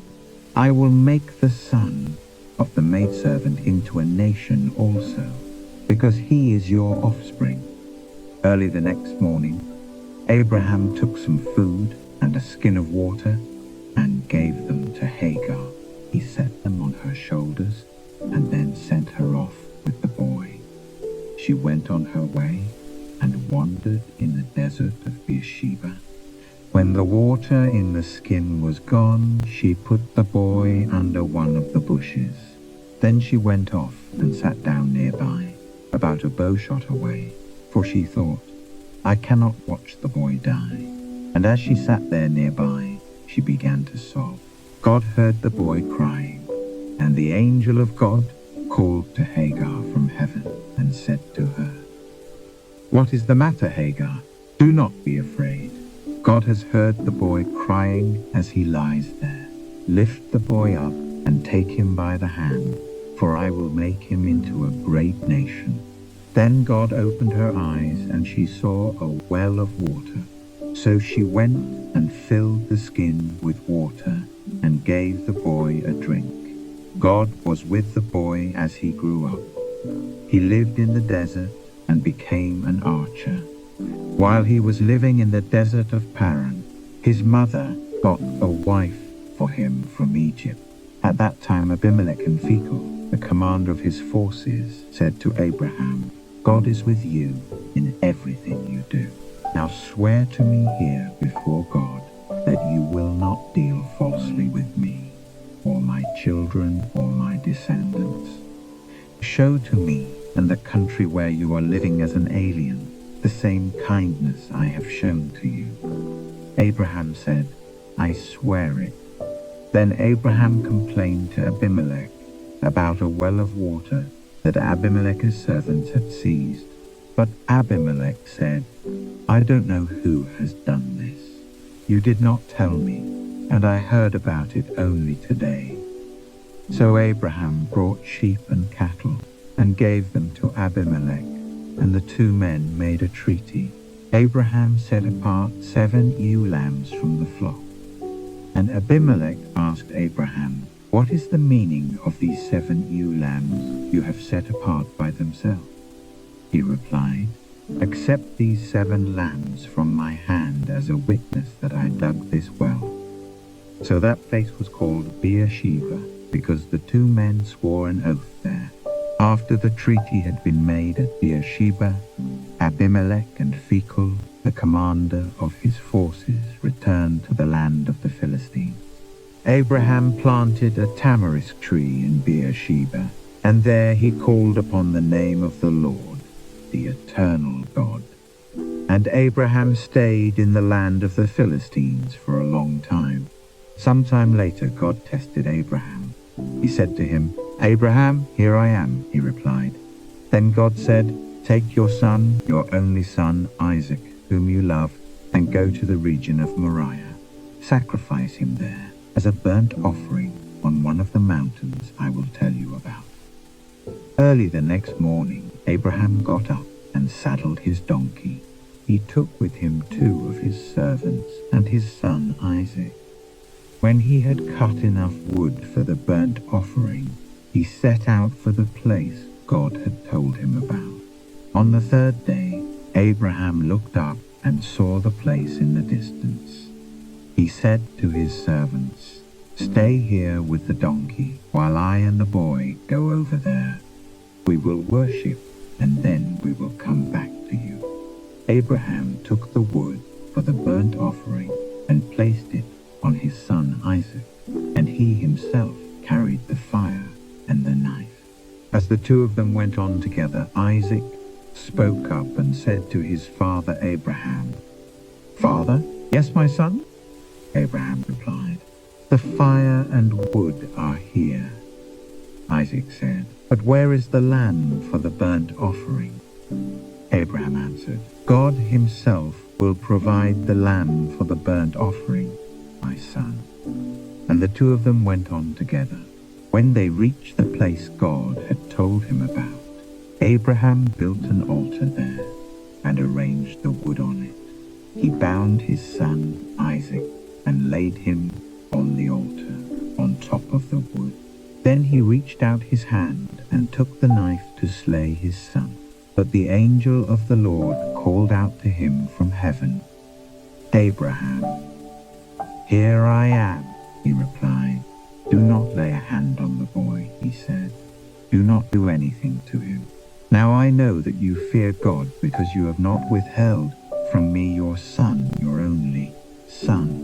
Abraham looked up, and there in a thicket he saw a ram caught by its horn. He went over and took the ram and sacrificed it as a burnt offering instead of his son. So Abraham called that place, "The Lord will provide." And to this day it is said, "On the mountain of the Lord it will be provided." The angel of the Lord called to Abraham from heaven a second time and said, "I swear by myself, declares the Lord, that because you have done this and have not withheld your son, your only son, I will surely bless you and make your descendants as numerous as the stars in the sky and as the sand on the seashore. Your descendants will take possession of the cities of their enemies, and through your offspring all nations on earth will be blessed because you have obeyed me." Then Abraham returned to his servants, and they set off together for Beersheba. And Abraham stayed in Beersheba. Some time later Abraham was told, "Milcah is also a mother. She has borne sons to your brother Nahor. The firstborn was his brother Kemuel, the father of Ar, Kest, Hazo, Pildash, Jedlaph, and Bethuel. Bethuel became the father of Rebekah. Milcah bore these 8 sons to Abraham's brother Nahor. His concubine, whose name was Roma, also had sons, Tebah, Gaham, Tahash, and Maacah. Sarah lived to be 127 years old. She died at Kiriath Arba, that is, Hebron, in the land of Canaan, and Abraham went to mourn for Sarah and to weep over her. Then Abraham rose from beside his dead wife and spoke to the Hittites. He said, "I am an alien and a stranger among you. Sell me some property for a burial site here so I can bury my dead." The Hittites replied to Abraham, "Sir, listen to us. You are a mighty prince among us. Bury your dead in the choicest of our tombs. None of us will refuse you his tomb for burying your dead." Then Abraham rose and bowed down before the people of the land, the Hittites. He said to them, "If you are willing to let me bury my dead, then listen to me and intercede with Ephron son of Zohar on my behalf. So he will sell me the cave of Machpelah, which belongs to him and is at the end of his field. Ask him to sell it to me for the full price as a burial site among you." Ephron the Hittite was sitting among his people, and he replied to Abraham in the hearing of all the Hittites who had come to the gate his city. No, my lord, he said, listen to me. I give you the field, and I give you the cave that is in it. I give it to you in the presence of my people. Bury your dead. Again Abraham bowed down before the people of the land, and he said to Ephron in their hearing, listen to me, if you will. I will pay the price of the field. Accept it from me, so I can bury my dead there. Ephron answered Abraham, listen to me, my lord. The land is worth 400 shekels of silver, but what is that between me and you? Bury your dead.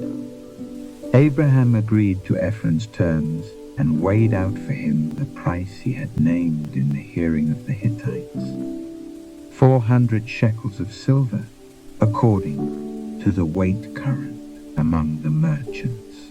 So Ephron's field in Machpelah near Mamre, both the field and the cave in it, and all the trees within the borders of the field, was deeded to Abraham as his property, in the presence of all the Hittites who had come to the gate of the city. Afterward Abraham buried his wife Sarah in the cave in the field of Machpelah near Mamre, which is at Hebron in the land of Canaan. So the field and the cave in it were deeded to Abraham by the Hittites as a burial site. Abraham was now old and well advanced in years, and the Lord had blessed him in every way. He said to the chief servant in his household, the one in charge of all that he had, put your hand under my thigh.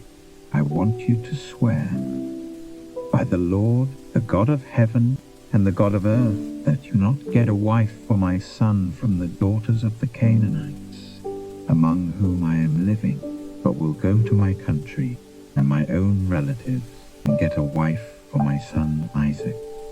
The servant asked him, what if the woman is unwilling to come back with me to this land? Shall I then take your son back to the country you came from? Make sure that you do not take my son back there. Abraham said, the Lord, the God of heaven, who brought me out of my father's household and my native land, and who spoke to me and promised me on oath, saying, to your offspring I will give this land. He will send his angel before you, so that you can get a wife for my son from there. If the woman is unwilling to come back with you, then you will be released from this oath of mine. Only do not take my son back there.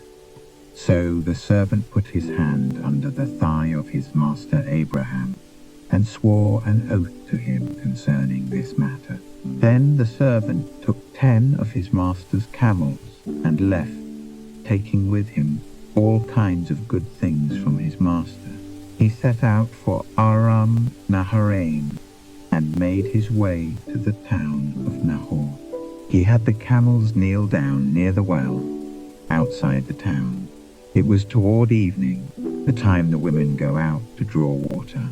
Then he prayed, O Lord, God of my master Abraham, give me success today and show kindness to my master Abraham. See, I am standing beside this spring, and the daughters of the townspeople are coming out to draw water. May it be that when I say to a girl, please let down your jar, that I may have a drink, and she says, drink, and I'll water your camels too. Let her be the one you have chosen for your servant Isaac. By this I will know that you have shown kindness to my master. Before he had finished praying, Rebekah came out with her jar on her shoulder. She was the daughter of Bethuel's son of Milcah, who was the wife of Abraham's brother Nahor. The girl was very beautiful, a virgin. No man had ever lain with her.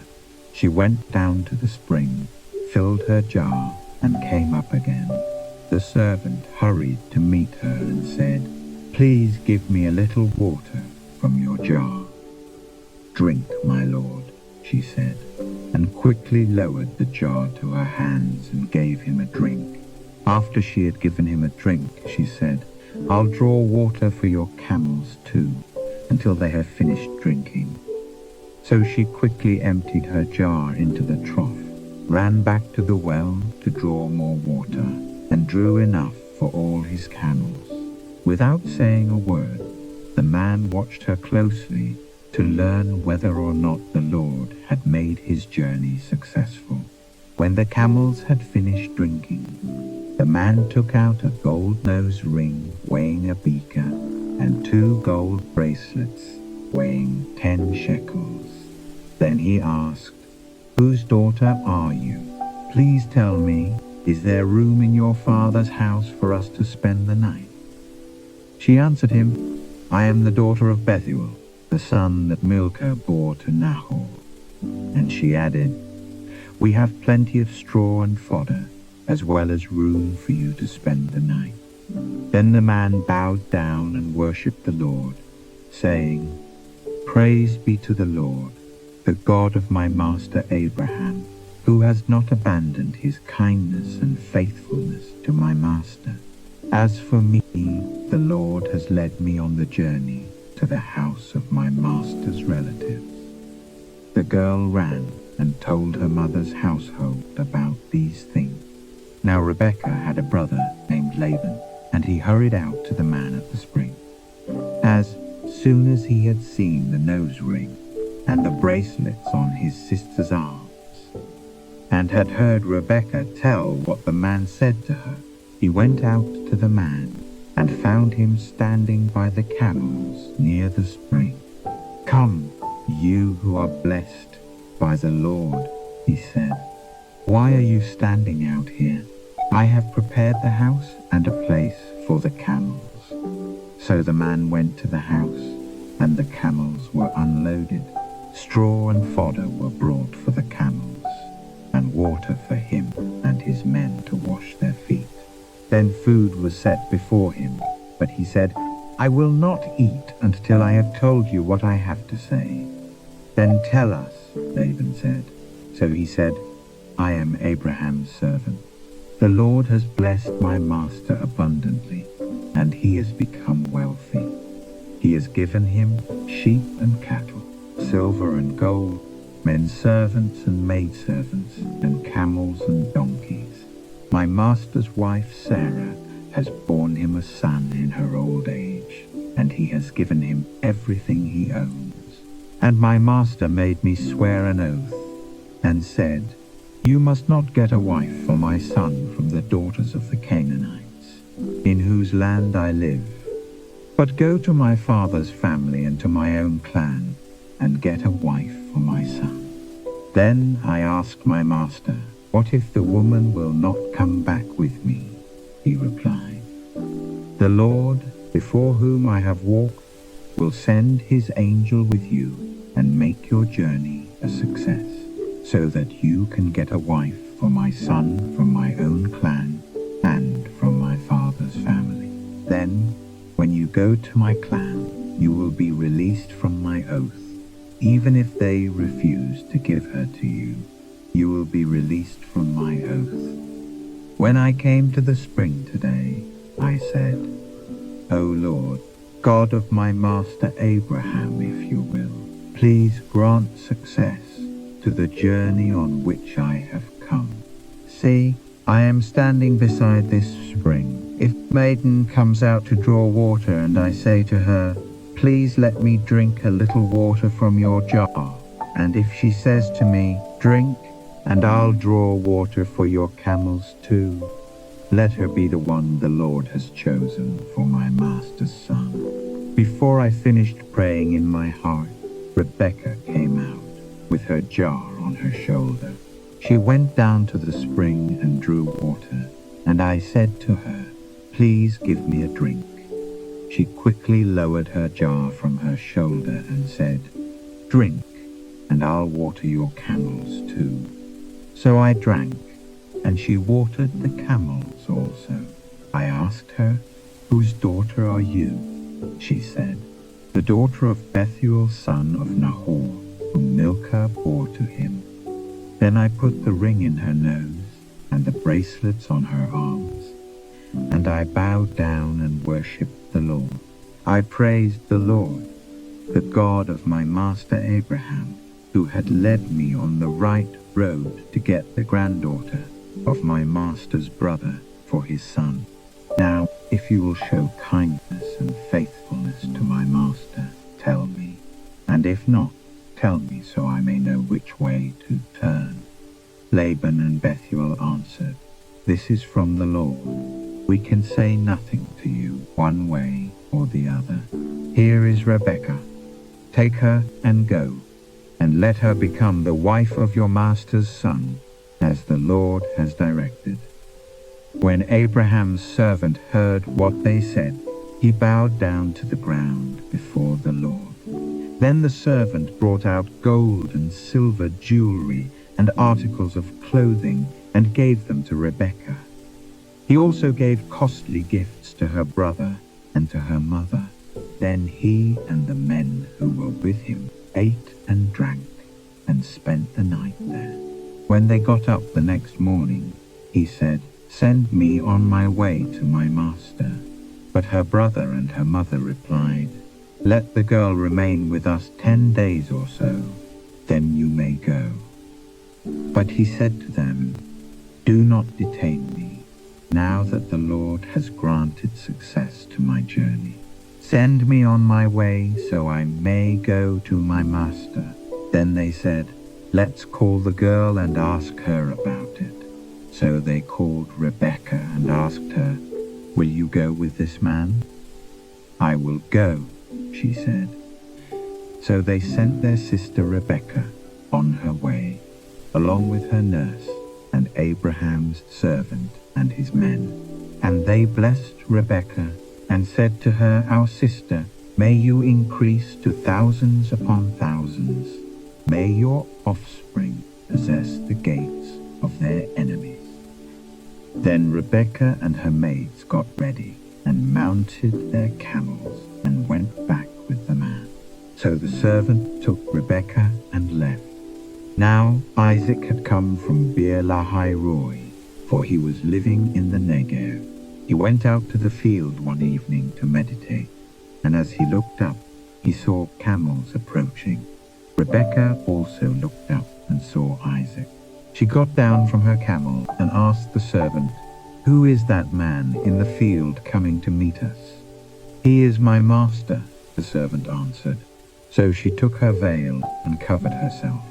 Then the servant told Isaac all he had done.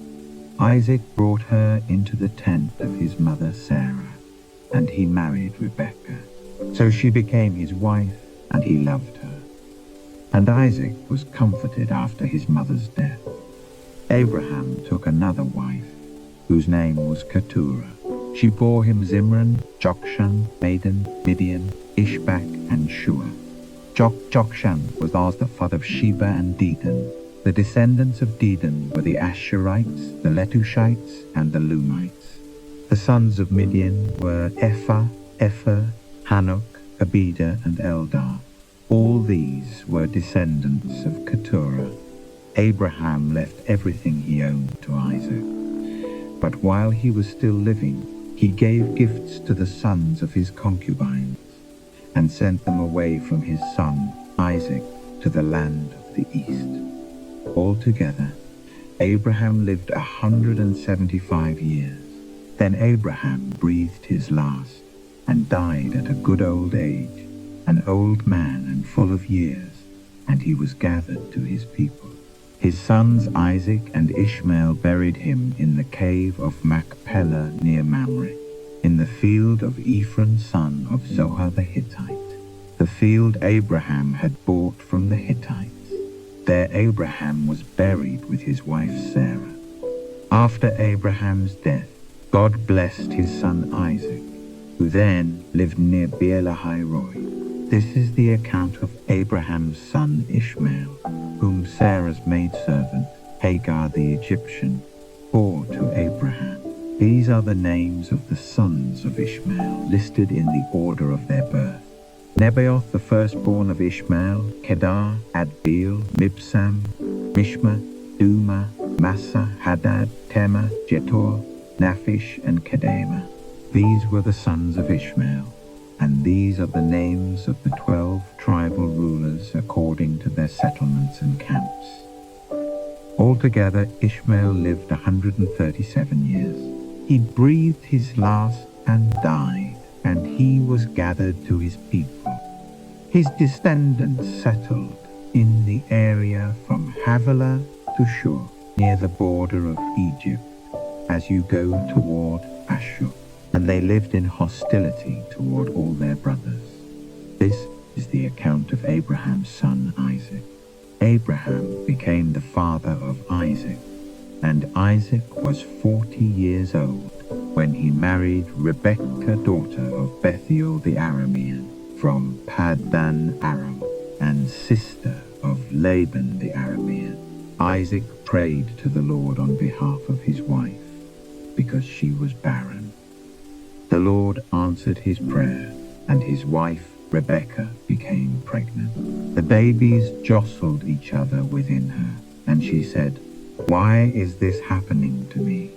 So she went to inquire of the Lord. The Lord said to her, "2 nations are in your womb, and 2 peoples from within you will be separated.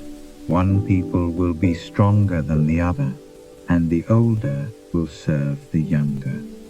When the time came for her to give birth, there were twin boys in her womb. The first to come out was red, and his whole body was like a hairy garment. So they named him Esau. After this, his brother came out, with his hand grasping Esau's heel, so he was named Jacob. Isaac was 60 years old when Rebekah gave birth to them. The boys grew up, and Esau became a skillful hunter, a man of the open country, while Jacob was a quiet man, staying among the tents.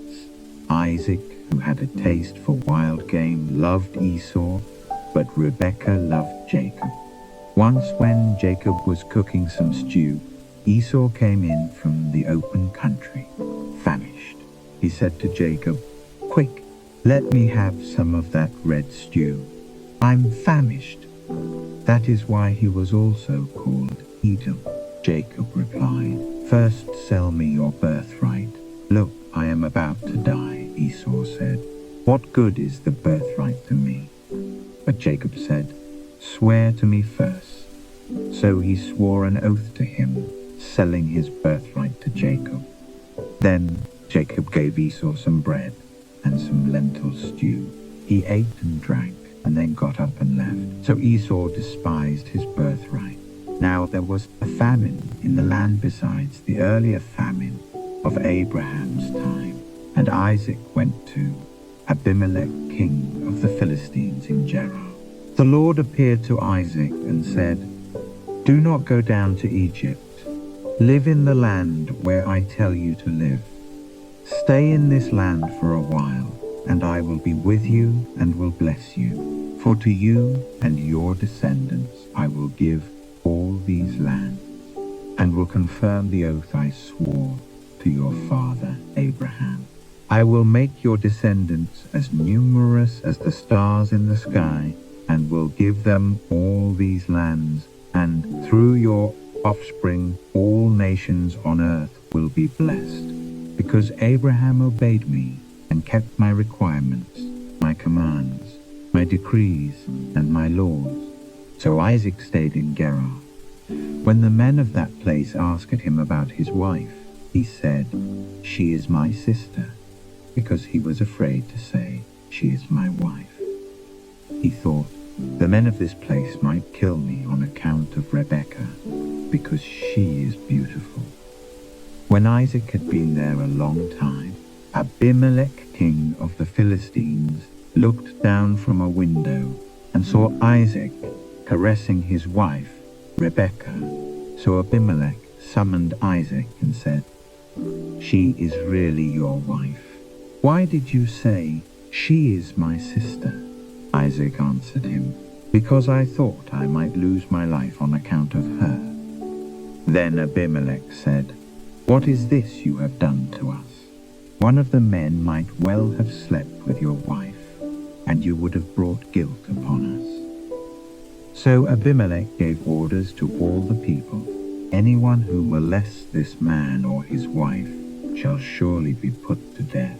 Isaac planted crops in that land, and the same year reaped 100-fold, because the Lord blessed him. The man became rich, and his wealth continued to grow until he became very wealthy. He had so many flocks and herds and servants that the Philistines envied him. So all the wells that his father's servants had dug in the time of his father Abraham, the Philistines stopped up, filling them with earth. Then Abimelech said to Isaac, "Move away from us. You have become too powerful for us." So Isaac moved away from there and encamped in the valley of Gerar and settled there. Isaac reopened the wells that had been dug in the time of his father Abraham, which the Philistines had stopped up after Abraham died, and he gave them the same names his father had given them. Isaac's servants dug in the valley and discovered a well of fresh water there. But the herdsmen of Gerar quarreled with Isaac's herdsmen and said, "The water is ours." So he named the well Esau, because they disputed with him. Then they dug another well, but they quarreled over that one also. So he named it Sitnah. He moved on from there and dug another well, and no one quarreled over it. He named it Rehoboth, saying, "Now the Lord has given us room, and we will flourish in the land." From there he went up to Beersheba. That night the Lord appeared to him and said, "I am the God of your father Abraham. Do not be afraid, for I am with you.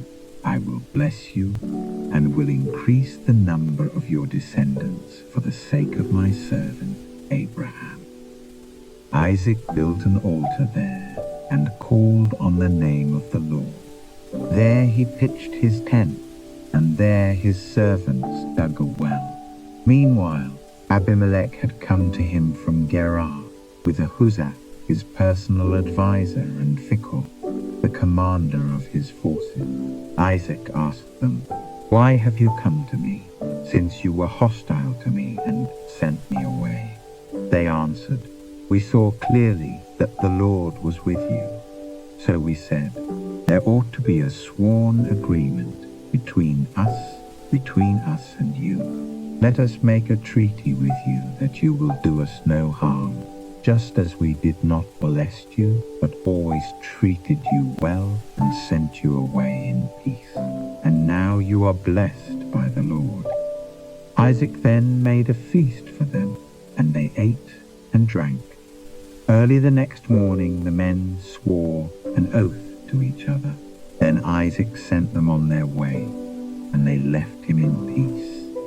That day Isaac's servants came and told him about the well they had dug. They said, "We've found water." He called it Sheba, and to this day the name of the town has been Beersheba. When Esau was 40 years old, he married Judith, daughter of Beeri the Hittite, and also Basemath, daughter of Elon the Hittite. They were a source of grief to Isaac and Rebekah.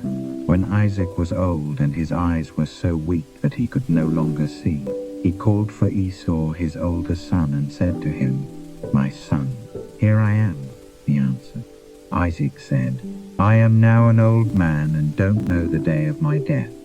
Now then, get your weapons, your quiver and bow, and go out to the open country to hunt some wild game for me. Prepare me the kind of tasty food I like, and bring it to me to eat, so that I may give you my blessing before I die." Now Rebekah was listening as Isaac spoke to his son Esau. When Esau left for the open country to hunt game and bring it back, Rebekah said to her son Jacob, "Look, I overheard your father say to your brother Esau, Bring me some game, and prepare me some tasty food to eat, so that I may give you my blessing in the presence of the Lord before I die.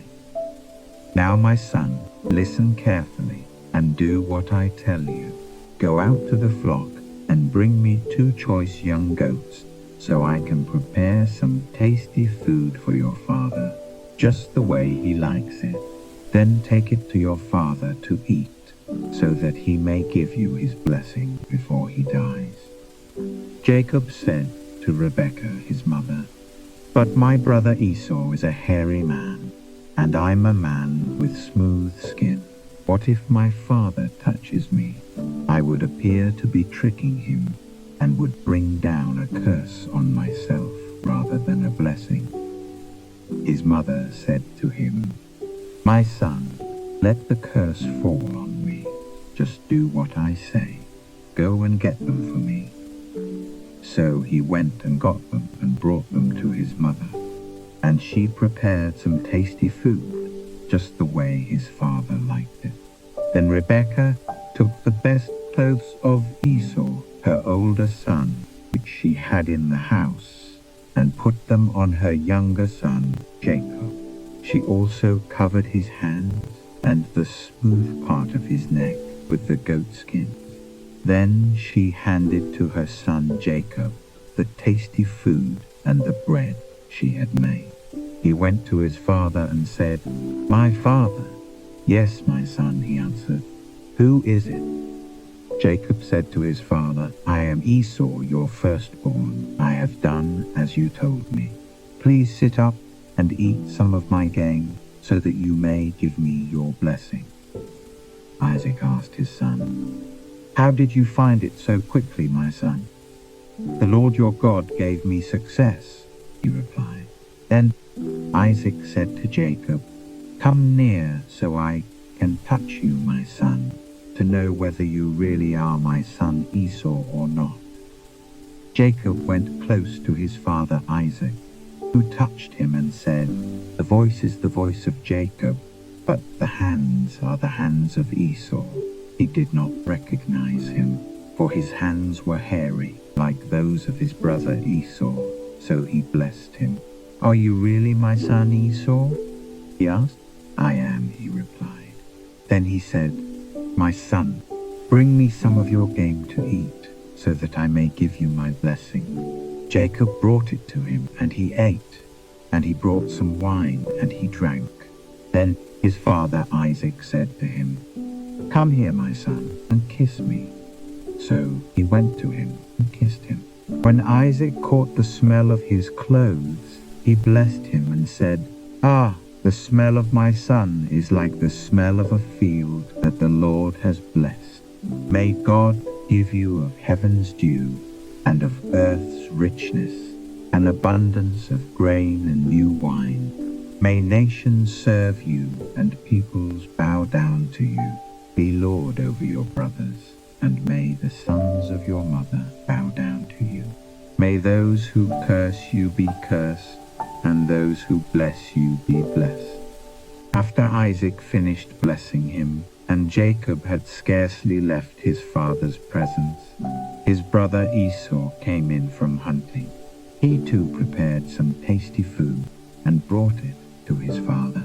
Then he said to him, "My father, sit up and eat some of my game, so that you may give me your blessing." His father Isaac asked him, "Who are you?" "I am your son," he answered, "your firstborn, Esau." Isaac trembled violently and said, "Who was it then that hunted game and brought it to me? I ate it just before you came, and I blessed him, and indeed he will be blessed." When Esau heard his father's words, he burst out with a loud and bitter cry and said to his father, "Bless me too, my father." But he said, "Your brother came deceitfully and took your blessing." Esau said, "Isn't he rightly named Jacob? He has deceived me these 2 times. He took my birthright, and now he's taken my blessing." Then he asked, Haven't you reserved any blessing for me? Isaac answered Esau. I have made him lord over you, and have made all his relatives his servants, and I have sustained him with grain and new wine. So what can I possibly do for you, my son? Esau said to his father, Do you have only one blessing, my father? Bless me too, my father. Then Esau wept aloud. His father Isaac answered him, Your dwelling will be away from the earth's richness, away from the dew of heaven above. You will live by the sword, and you will serve your brother. But when you grow restless, you will throw his yoke from off your neck. Esau held a grudge against Jacob because of the blessing his father had given him. He said to himself, The days of mourning for my father are near. Then I will kill my brother Jacob.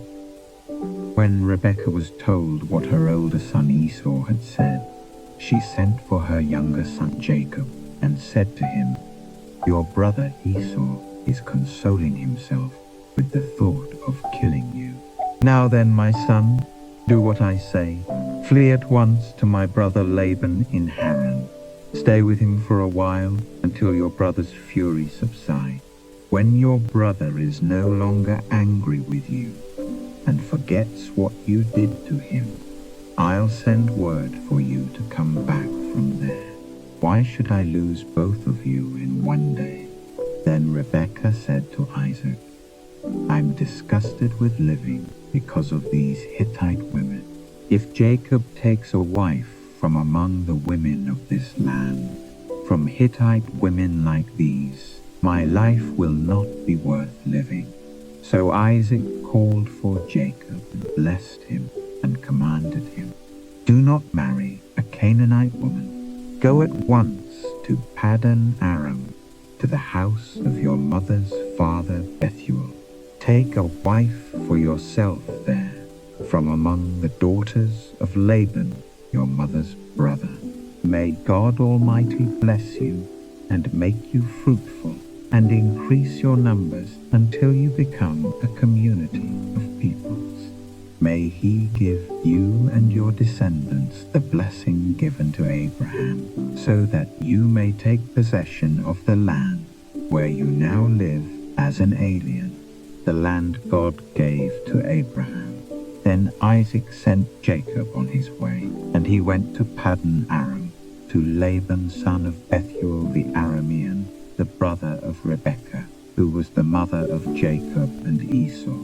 Now Esau learned that Isaac had blessed Jacob and had sent him to Paddan Aram to take a wife from there, and that when he blessed him, he commanded him, Do not marry a Canaanite woman, and that Jacob had obeyed his father and mother and had gone to Paddan Aram. Esau then realized how displeasing the Canaanite women were to his father Isaac. So he went to Ishmael and married Mahalath, the sister of Nebaioth and daughter of Ishmael son of Abraham, in addition to the wives he already had. Jacob left Beersheba and set out for Haran.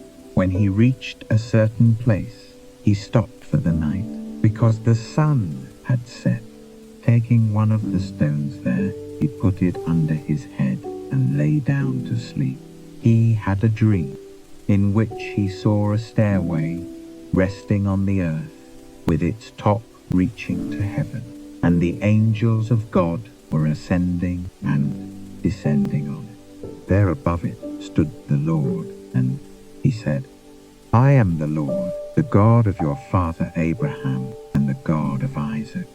I will give you and your descendants the land on which you are lying. Your descendants will be like the dust of the earth, and you will spread out to the west and to the east, to the north and to the south. All peoples on earth will be blessed through you and your offspring. I am with you and will watch over you wherever you go, and I will bring you back to this land. I will not leave you until I have done what I have promised you. When Jacob awoke from his sleep, he thought, "Surely the Lord is in this place, and I was not aware of it." He was afraid and said, "How awesome is this place! This is none other than the house of God. This is the gate of heaven." Early the next morning, Jacob took the stone he had placed under his head and set it up as a pillar and poured oil on top of it. He called that place Bethel, though the city used to be called Luz. Then Jacob made a vow, saying, "If God will be with me, and will watch over me on this journey I am taking, and will give me food to eat and clothes to wear, so that I return safely to my father's house, then the Lord will be my God, and this stone that I have set up as a pillar will be God's house, and of all that you give me, I will give you a tenth." Then Jacob continued on his journey and came to the land of the eastern peoples.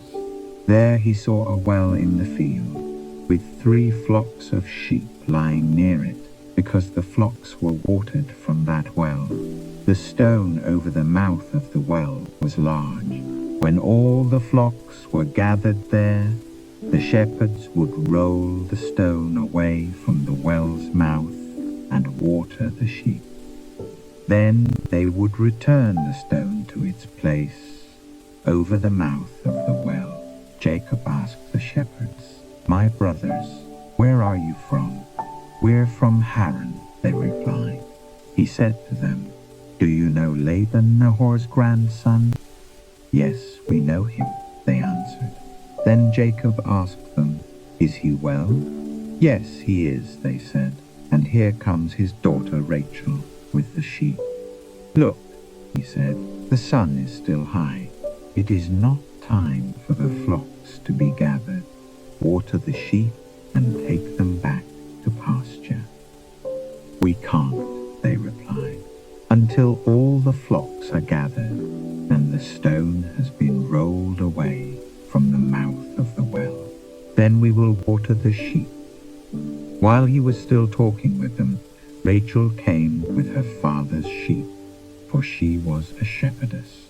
When Jacob saw Rachel, daughter of Laban, his mother's brother, and Laban's sheep, he went over and rolled the stone away from the mouth of the well and watered his uncle's sheep. Then Jacob kissed Rachel and began to weep aloud. He had told Rachel that he was a relative of her father and a son of Rebekah, so she ran and told her father. As soon as Laban heard the news about Jacob, his sister's son, he hurried to meet him. He embraced him, kissed him, and brought him to his home, and there Jacob told him all these things. Then Laban said to him, "You are my own flesh and blood." After Jacob had stayed with him for a whole month, Laban said to him, "Just because you are a relative of mine, should you work for me for nothing? Tell me what your wages should be." Now Laban had 2 daughters. The name of the older was Leah, and the name of the younger was Rachel. Leah had weak eyes, but Rachel was lovely in form and beautiful. Jacob was in love with Rachel and said, "I'll work for you 7 years in return for your younger daughter Rachel." Laban said, "It's better that I give her to you than to some other man. Stay here with me." So Jacob served 7 years to get Rachel, but they seemed like only a few days to him because of his love for her. Then Jacob said to Laban, "Give me my wife. My time is completed, and I want to lie with her." So Laban brought together all the people of the place and gave a feast. But when evening came, he took his daughter Leah and gave her to Jacob, and Jacob lay with her. And Laban gave his servant girl Zilpah to his daughter as her maidservant. When morning came, there was Leah. So Jacob said to Laban, "What is this you have done to me? I served you for Rachel, didn't I?" "Why have you deceived me?" Laban replied, "It is not our custom here to give the younger daughter in marriage before the older one. Finish this daughter's bridal week. Then we will give you the younger one also, in return for another 7 years of work." And Jacob did so. He finished the week with Leah, and then Laban gave him his daughter Rachel to be his wife.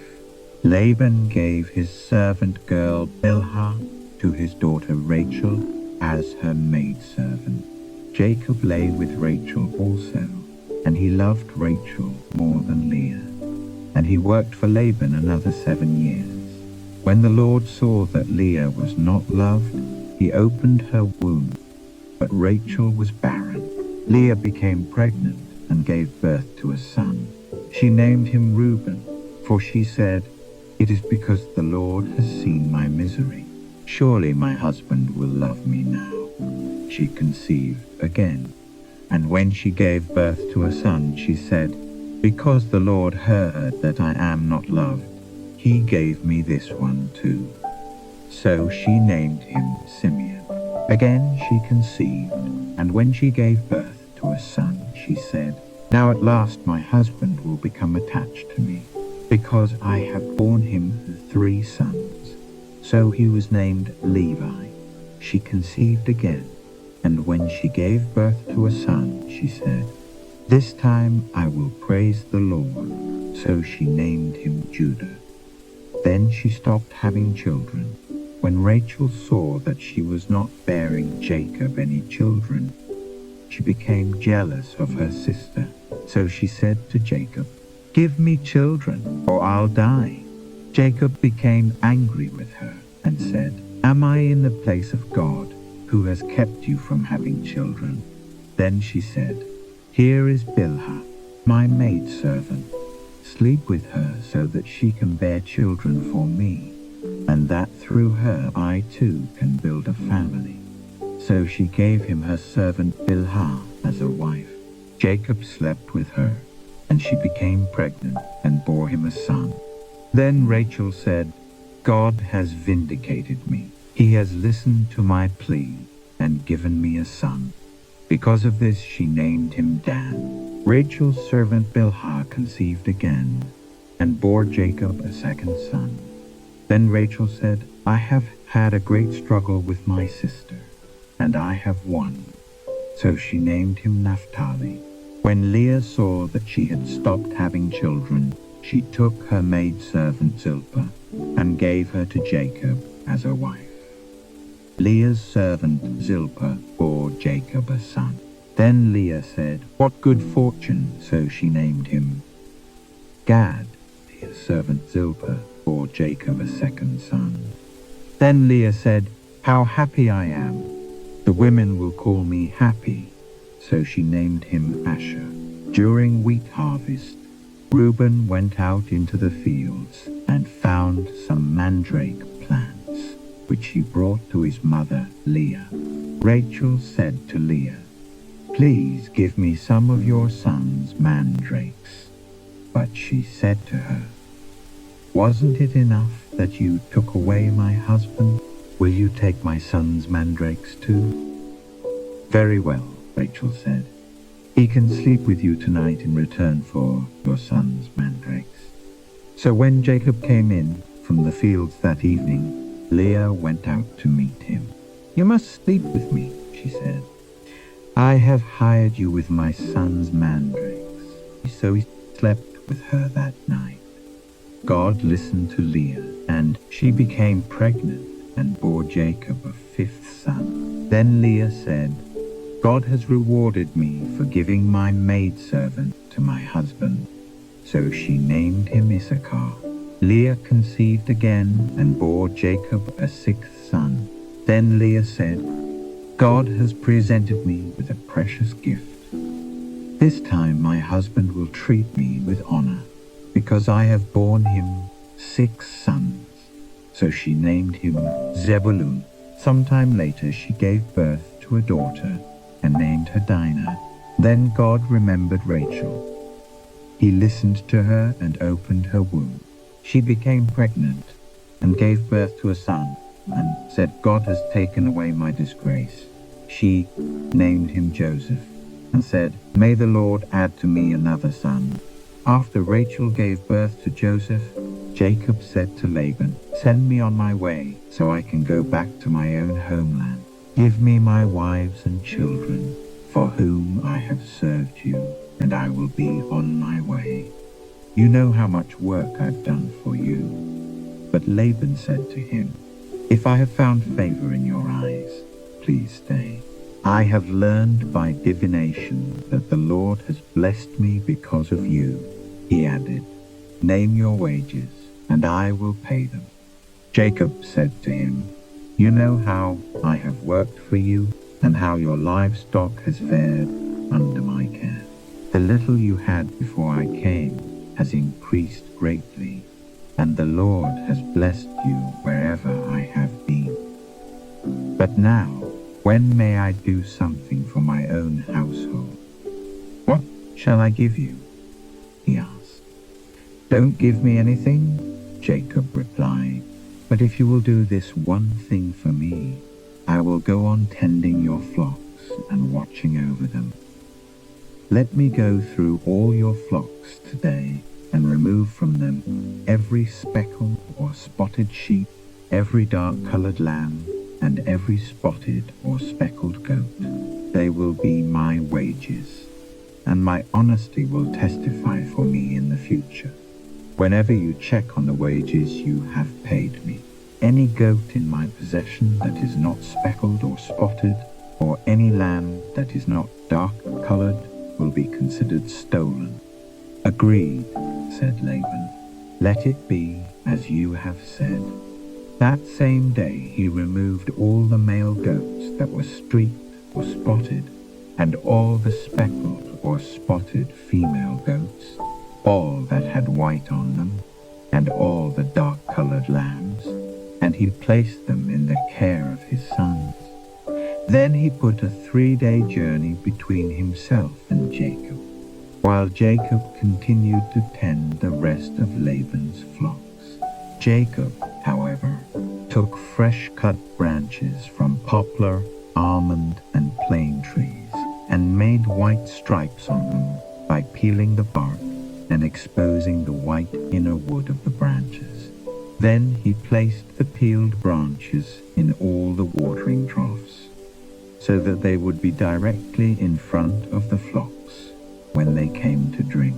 When the flocks were in heat and came to drink, they mated in front of the branches, and they bore young that were streaked or speckled or spotted. Jacob set apart the young of the flock by themselves, but made the rest face the streaked and dark-colored animals that belonged to Laban. Thus he made separate flocks for himself, and did not put them with Laban's animals. Whenever the stronger females were in heat, Jacob would place the branches in the troughs in front of the animals, so they would mate near the branches. But if the animals were weak, he would not place them there. So the weak animals went to Laban, and the strong ones to Jacob. In this way the man grew exceedingly prosperous, and came to own large flocks, and maidservants and menservants, and camels and donkeys. Jacob heard that Laban's sons were saying, "Jacob has taken everything our father owned, and has gained all this wealth from what belonged to our father." And Jacob noticed that Laban's attitude toward him was not what it had been. Then the Lord said to Jacob, "Go back to the land of your fathers and to your relatives, and I will be with you." So Jacob sent word to Rachel and Leah to come out to the fields where his flocks were. He said to them, "I see that your father's attitude toward me is not what it was before, but the God of my father has been with me. You know that I have worked for your father with all my strength, yet your father has cheated me by changing my wages 10 times. However, God has not allowed him to harm me. If he said, the speckled ones will be your wages, then all the flocks gave birth to speckled young. And if he said, the streaked ones will be your wages, then all the flocks bore streaked young. So God has taken away your father's livestock and has given them to me.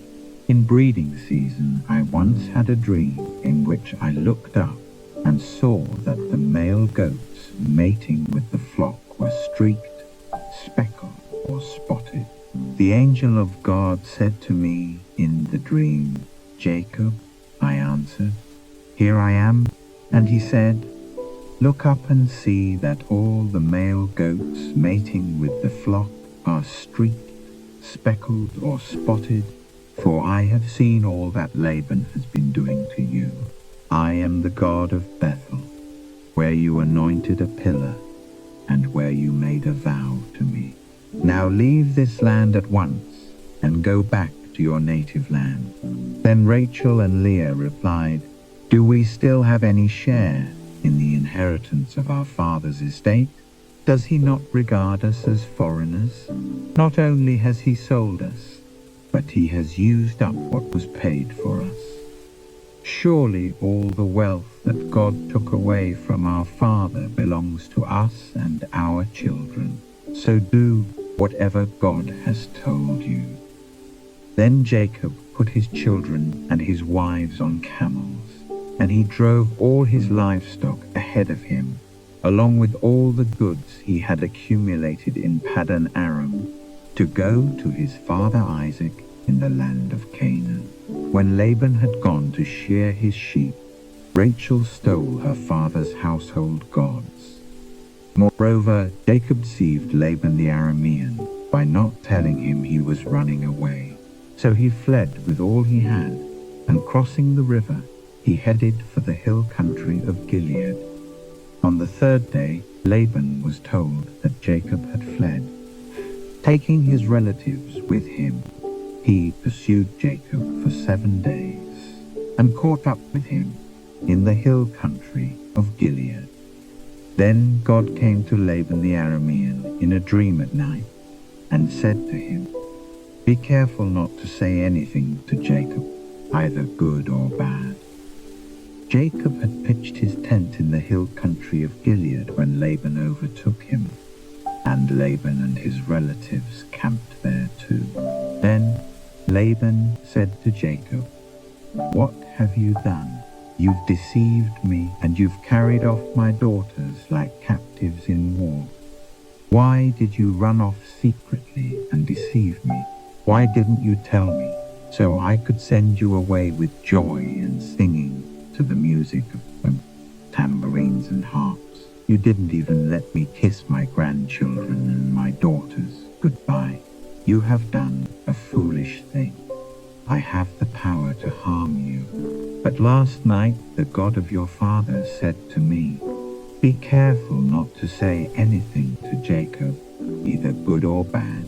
Now you have gone off because you long to return to your father's house. But why did you steal my gods? Jacob answered Laban, I was afraid, because I thought you would take your daughters away from me by force. But if you find anyone who has your gods, he shall not live. In the presence of our relatives, see for yourself whether there is anything of yours here with me, and if so, take it. Now Jacob did not know that Rachel had stolen the gods. So Laban went into Jacob's tent, and into Leah's tent, and into the tent of the 2 maidservants, but he found nothing. After he came out of Leah's tent, he entered Rachel's tent. Now Rachel had taken the household gods and put them inside her camel's saddle, and was sitting on them. Laban searched through everything in the tent, but found nothing. Rachel said to her father, don't be angry, my lord, that I cannot stand up in your presence. I'm having my period. So he searched but could not find the household gods. Jacob was angry and took Laban to task. "What is my crime?" he asked Laban. "What sin have I committed that you hunt me down? Now that you have searched through all my goods, what have you found that belongs to your household?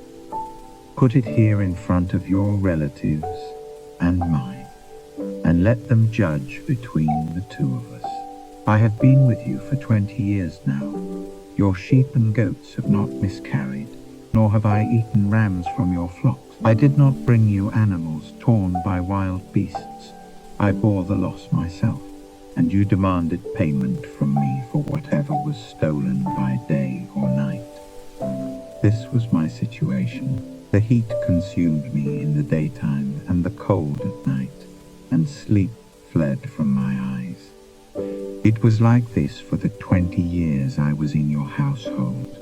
I worked for you 14 years for your 2 daughters and 6 years for your flocks, and you changed my wages 10 times.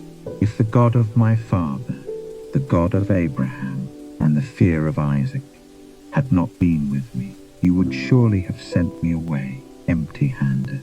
But God has seen my hardship and the toil of my hands, and last night he rebuked you."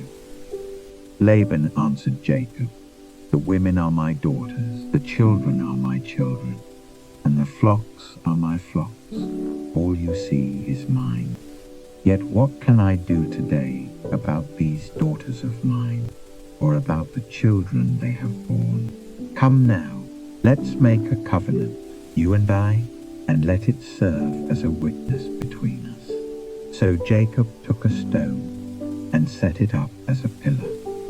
He said to his relatives, "Gather some stones."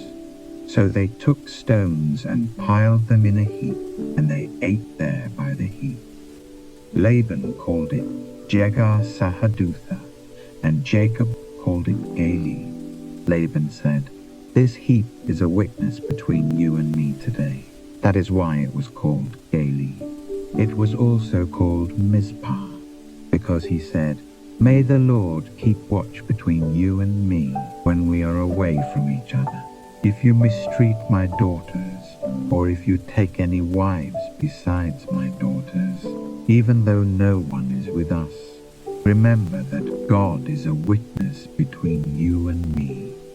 Laban also said to Jacob, "Here is this heap, and here is this pillar I have set up between you and me.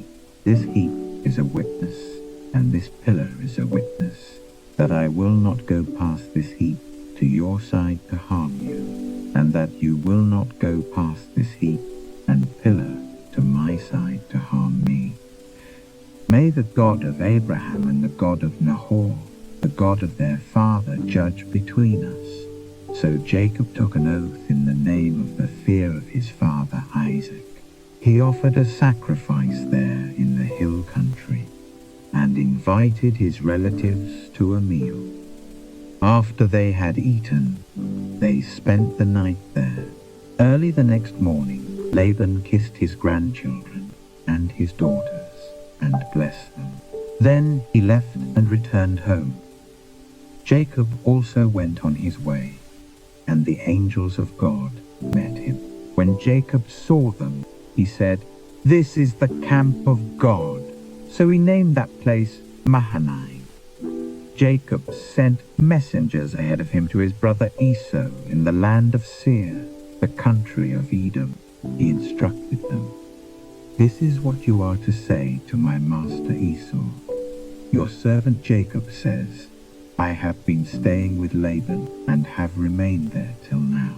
I have cattle and donkeys, sheep and goats, men servants and maidservants. Now I am sending this message to my Lord, that I may find favor in your eyes." When the messengers returned to Jacob, they said, "We went to your brother Esau, and now he is coming to meet you, and 400 men are with him." In great fear and distress, Jacob divided the people who were with him into 2 groups. and the flocks and herds and camels as well. He thought, if Esau comes and attacks one group, the group that is left may escape. Then Jacob prayed, O God of my father Abraham, God of my father Isaac, O Lord, who said to me, go back to your country and your relatives, and I will make you prosper. I am unworthy of all the kindness and faithfulness you have shown your servant. I had only my staff when I crossed this Jordan, but now I have become 2 groups. Save me, I pray, from the hand of my brother Esau, for I am afraid he will come and attack me, and also the mothers with their children. But you have said, I will surely make you prosper, and will make your descendants like the sand of the sea, which cannot be counted. He spent the night there, and from what he had with him he selected a gift for his brother Esau, 200 female goats and 20 male goats, 200 ewes and 20 rams, 30 female camels with their young, 40 cows and 10 bulls, and 20 female donkeys and 10 male donkeys. He put them in the care of his servants, each herd by itself, and said to his servants, go ahead of me, and keep some space between the herds. He instructed the one in the lead, when my brother Esau meets you and asks, to whom do you belong, and where are you going, and who owns all these animals in front of you? Then you are to say, they belong to your servant Jacob. They are a gift sent to my lord Esau, and he is coming behind us. He also instructed the second, the third, and all the others who followed the herds.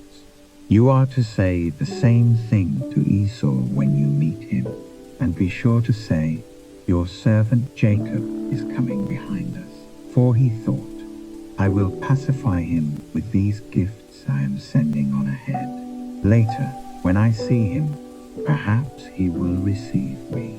So Jacob's gifts went on ahead of him, but he himself spent the night in the camp.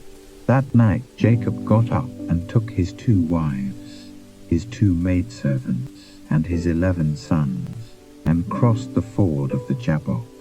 After he had sent them across the stream, he sent over all his possessions. So Jacob was left alone, and a man wrestled with him till daybreak. When the man saw that he could not overpower him, he touched the socket of Jacob's hip, so that his hip was wrenched as he wrestled with the man. Then the man said, let me go, for it is daybreak. But Jacob replied, I will not let you go unless you bless me. The man asked him, what is your name? Jacob, he answered. Then the man said, your name will no longer be Jacob, but Israel, because you have struggled with God and with men and have overcome. Jacob said, please tell me your name. But he replied, why do you ask my name? Then he blessed him there. So Jacob called the place Peniel, saying, it is because I saw God face to face, and yet my life was spared. The sun rose above him as he passed Peniel, and he was limping because of his hip. Therefore to this day the Israelites do not eat the tendon attached to the socket of the hip, because the socket of Jacob's hip was touched near the tendon. Jacob looked up, and there was Esau coming with his 400 men. So he divided the children among Leah, Rachel, and the 2 maidservants. He put the maidservants and their children in front, Leah and her children next, and Rachel and Joseph in the rear. He himself went on ahead and bowed down to the ground 7 times as he approached his brother. But Esau ran to meet Jacob and embraced him. He threw his arms around his neck and kissed him, and they wept. Then Esau looked up and saw the women and children. Who are these with you? He asked. Jacob answered, they are the children God has graciously given your servant. Then the maidservants and their children approached and bowed down. Next, Leah and her children came and bowed down. Last of all came Joseph and Rachel, and they too bowed down. Esau asked, "What do you mean by all these droves I met?" "To find favor in your eyes, my lord," he said. But Esau said, "I already have plenty, my brother. Keep what you have for yourself." "No, please," said Jacob. "If I have found favor in your eyes, accept this gift from me. For to see your face is like seeing the face of God.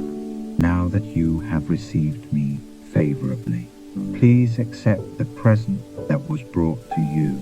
For God has been gracious to me, and I have all I need." And because Jacob insisted, Esau accepted it. Then Esau said, "Let ours be on our way. I'll accompany you." But Jacob said to him, "My Lord knows that the children are tender, and that I must care for the ewes and cows that are nursing their young. If they are driven hard just one day, all the animals will die. So let my Lord go on ahead of his servant, while I move along slowly in the pace of the droves before me and that of the children, until I come to my Lord in Seir."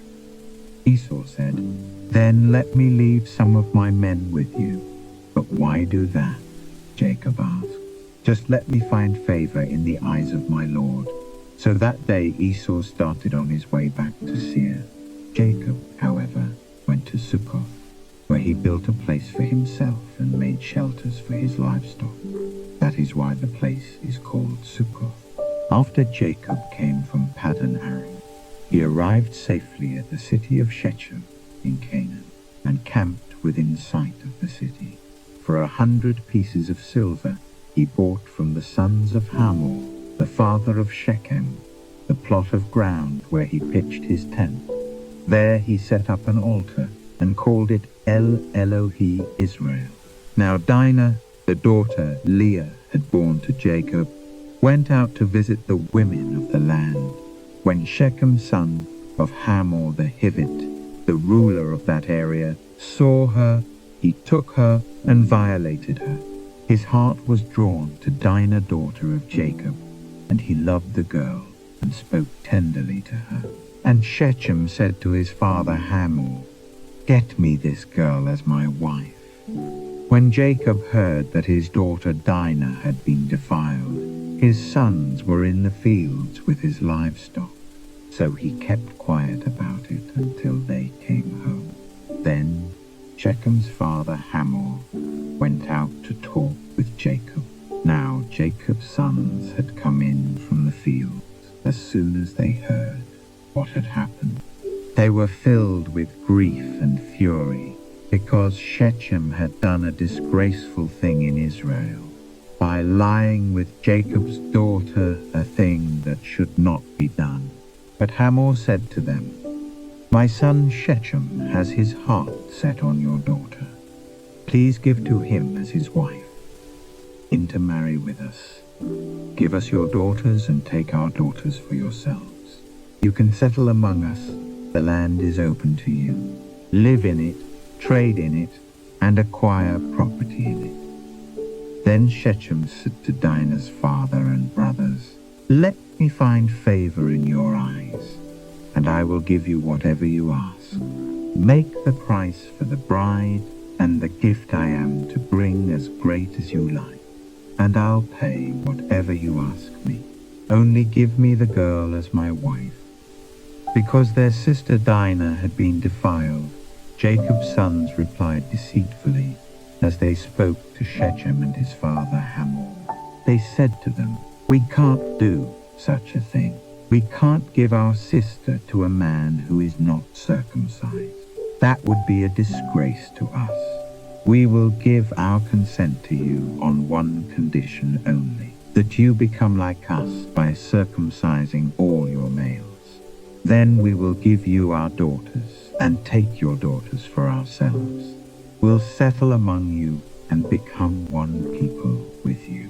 But if you will not agree to be circumcised, we'll take our sister and go." Their proposal seemed good to Hamor and his son Shichem, the young man who was the most honored of all his father's household, lost no time in doing what they said, because he was delighted with Jacob's daughter.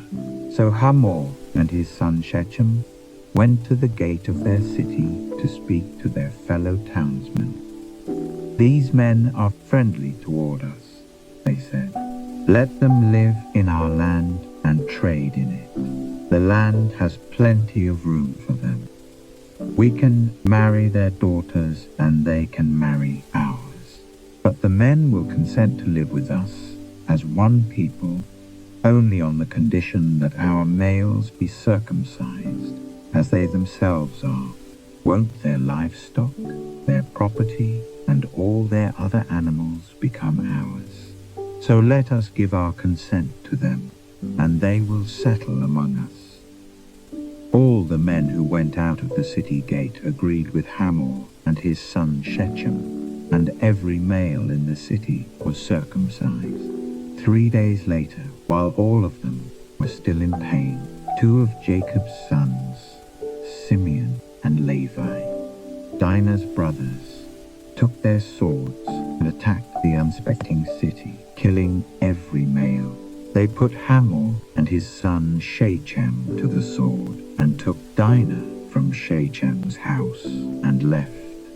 The sons of Jacob came upon the dead bodies and looted the city where their sister had been defiled.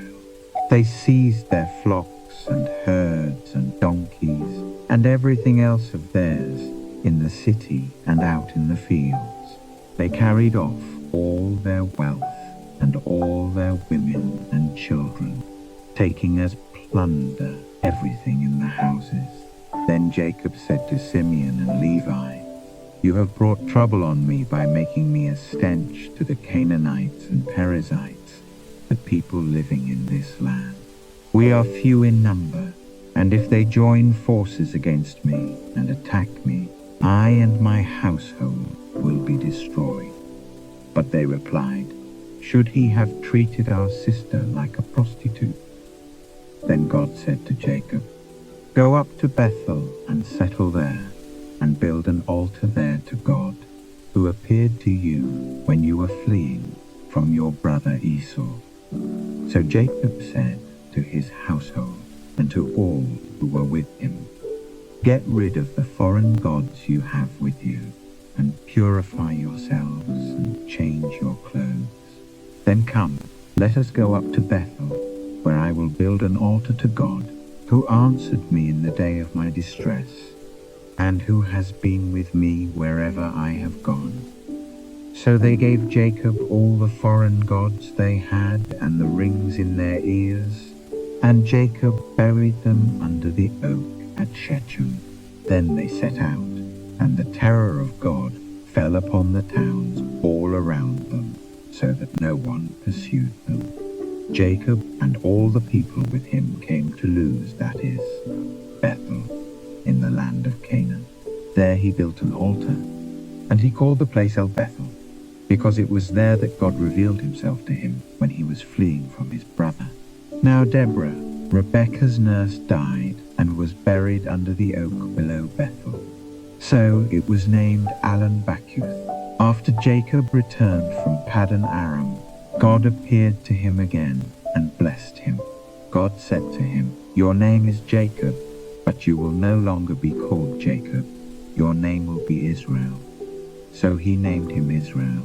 And God said to him, "I am God Almighty. Be fruitful and increase in number. A nation and a community of nations will come from you, and kings will come from your body. The land I gave to Abraham and Isaac I also give to you, and I will give this land to your descendants after you." Then God went up from him at the place where he had talked with him.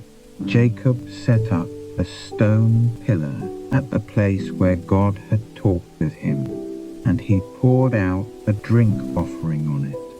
He also poured oil on it. Jacob called the place where God had talked with him Bethel, Then they moved on from Bethel. While they were still some distance from Ephrath, Rachel began to give birth and had great difficulty. And as she was having great difficulty in childbirth, the midwife said to her, "Don't be afraid, for you have another son." As she breathed her last, for she was dying, she named her son Benoni, but his father named him Benjamin. So Rachel died and was buried on the way to Ephrath, that is, Bethlehem. Over her tomb Jacob set up a pillar, and to this day that pillar marks Rachel's tomb. Israel moved on again and pitched his tent beyond Migdal Eder. While Israel was living in that region, Reuben went in and slept with his father's concubine Bilhah, and Israel heard of it. Jacob had 12 sons, the sons of Leah: Reuben, the firstborn of Jacob, Simeon, Levi, Judah, Issachar, and Zebulun. The sons of Rachel: Joseph and Benjamin. The sons of Rachel's maidservant Bilhah: Dan and Naphtali. The sons of Leah's maidservant Zilpah: Gad and Asher. These were the sons of Jacob, who were born to him in Paddan Aram. Jacob came home to his father Isaac in Mamre, near Kiriath Arba, that is, Hebron, where Abraham and Isaac had stayed. Isaac lived 180 years. Then he breathed his last and died, and was gathered to his people, old and full of years, and his sons Esau and Jacob buried him. This is the account of Esau, that is, Edom. Esau took his wives from the women of Canaan: Ada, daughter of Elon the Hittite, and Oholibamah, daughter of Anna, and granddaughter of Zibeon the Hivite, also Basemath, daughter of Ishmael, and sister of Nebaioth. Ada bore Eliphaz to Esau, Basemath bore Reuel, and Oholibamah bore Jeush, Jalam, and Korah. These were the sons of Esau, who were born to him in Canaan. Esau took his wives and sons and daughters and all the members of his household, as well as his livestock, and all his other animals, and all the goods he had acquired in Canaan, and moved to a land some distance from his brother Jacob. Their possessions were too great for them to remain together. The land where they were staying could not support them both because of their livestock. So Esau, that is Edom, settled in the hill country of Seir. This is the account of Esau, the father of the Edomites, in the hill country of Seir. These are the names of Esau's sons: Eliphaz, the son of Esau's wife Ada, and Reuel, the son of Esau's wife Basemath. The sons of Eliphaz: Teman, Omar, Zepho, Gatam, and Kenaz. Esau's son Eliphaz also had a concubine named Timnah, who bore him Amalek. These were grandsons of Esau's wife Ada. The sons of Reuel: Nahath, Zerah, Shammah, and Mizah. These were grandsons of Esau's wife Basemath. The sons of Esau's wife Oholibamah, daughter of Anna, and granddaughter of Zibeon, whom she bore to Esau: Jush, and Korah. These were the chiefs among Esau's descendants. The sons of Eliphaz, the firstborn of Esau: chiefs Teman, Omar, Zepho, Kenaz, Korah, Gatam, and Amalek. These were the chiefs descended from Eliphaz in Edom. They were grandsons of Ada. The sons of Esau's son Reuel: chiefs Nahath, Zerah, Shammah, and Mizah. These were the chiefs descended from Reuel in Edom. They were grandsons of Esau's wife Basemath. The sons of Esau's wife Oholibamah: chiefs Jeush, Jalam, and Korah. These were the chiefs descended from Esau's wife Oholibamah, daughter of Anna. These were the sons of Esau, that is, Edom, and these were their chiefs. These were the sons of Seir the Horite, who were living in the region: Lotan, Shobal, Zibeon, Anadishon, Ezer, and Dishan. These sons of Seir in Edom were Horite chiefs. The sons of Lotan, Hori and Homam. Timnah was Lotan's sister. The sons of Shobal, Alvan, Manahath, Ebal, Shepho and Onam. The sons of Zibeon, Aya and Anna. This is the Anna who discovered the hot springs in the desert while he was grazing the donkeys of his father, Zibeon. The children of Anna, Dishon and Oholibamah, daughter of Anna. The sons of Dishon, Hemdan, Eshban, Ithran and Keran. The sons of Ezer, Bilhan, Zavan and Akan. The sons of Dishan, Uz and Aran. These were the Hori chiefs: Lotan, Shobal, Zibeon, Anna, Dishon, Ezer and Dishan. These were the Hori chiefs, according to their divisions, in the land of Seir. These were the kings who reigned in Edom before any Israelite king reigned. Bela son of Beor became king of Edom. His city was named Dinhabah. When Bela died, Jobab son of Zerah from Bozrah succeeded him as king. When Jobab died, Husham from the land of the Temanites succeeded him as king. When Husham died, Hadad son of Bedad, who defeated Midian in the country of Moab, succeeded him as king. His city was named Avith. When Hadad died, Samlah from Masrekah succeeded him as king. When Samlah died, Shaul from Rehoboth on the river succeeded him as king. When Shaul died, Baal-Hanan son of Akbor succeeded him as king. When Baal-Hanan son of Akbor died, Hadad succeeded him as king. His city was named Pau, and his wife's name was Mehetabel, daughter of Matred, the daughter of Mezahab. These were the chiefs descended from Esau by name, according to their clans and regions: Timnah, Alva, Jetheth, Oholibamah, Elah, Pinon, Kenaz, Teman, Mibzah, Magdiel, and Iram. These were the chiefs of Edom, according to their settlements in the land they occupied. This was Esau, the father of the Edomites. Jacob lived in the land where his father had stayed, the land of Canaan. This is the account of Jacob. Joseph, a young man of 17, was tending the flocks with his brothers, the sons of Bilhah, and the sons of Zilpah, his father's wives, and he brought their father a bad report about them.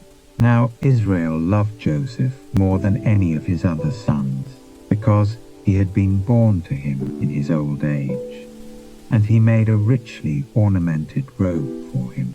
When his brothers saw that their father loved him more than any of them, they hated him and could not speak a kind word to him. Joseph had a dream, and when he told it to his brothers, they hated him all the more. He said to them, "Listen to this dream I had.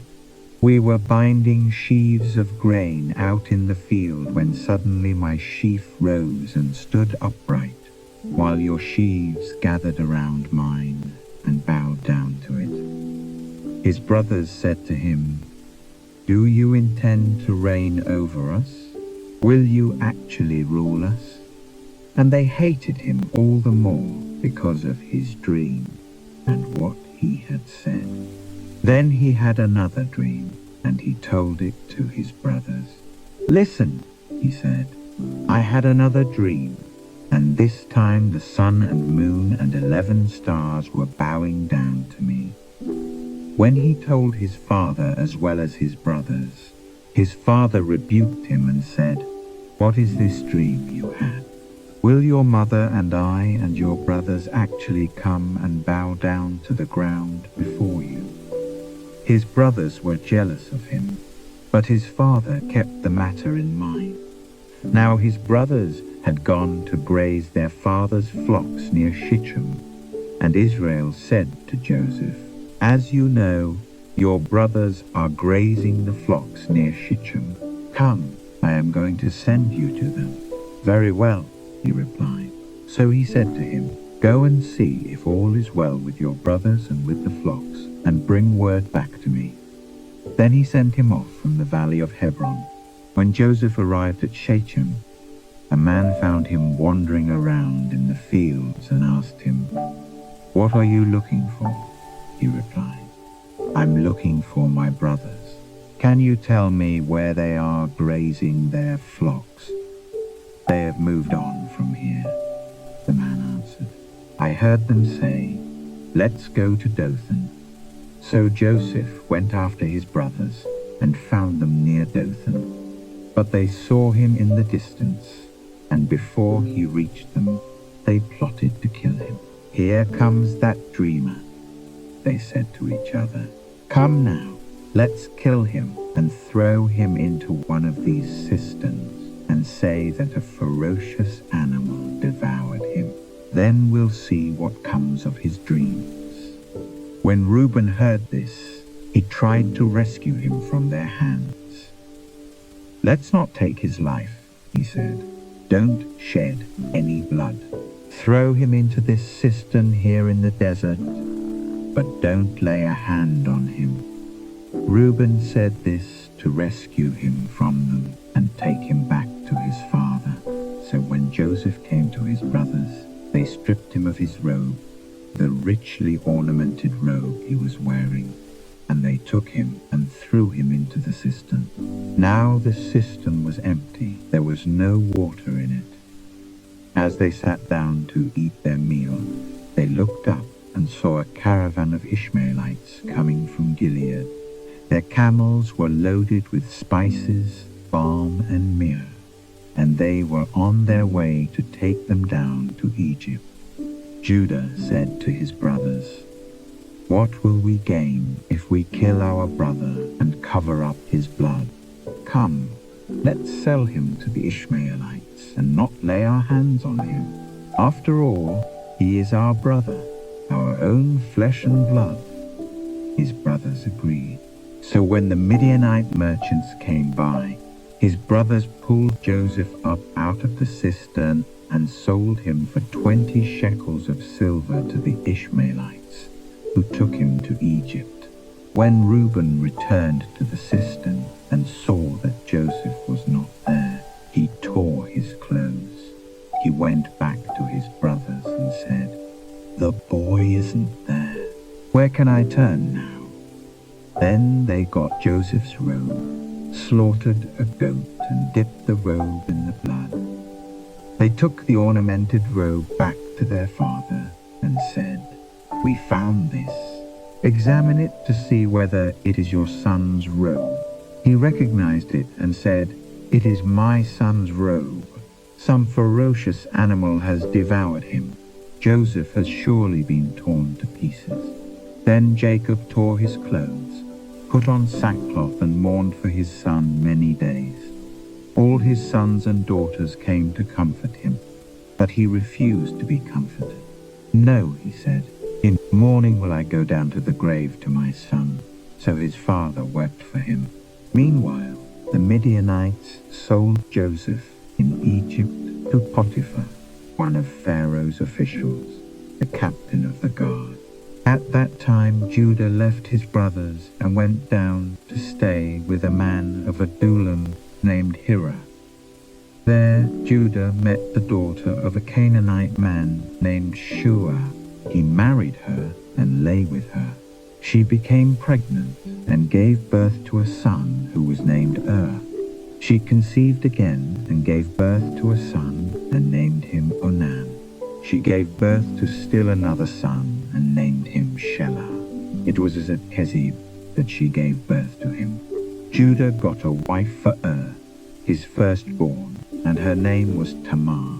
But Judah's firstborn, was wicked in the Lord's sight, so the Lord put him to death.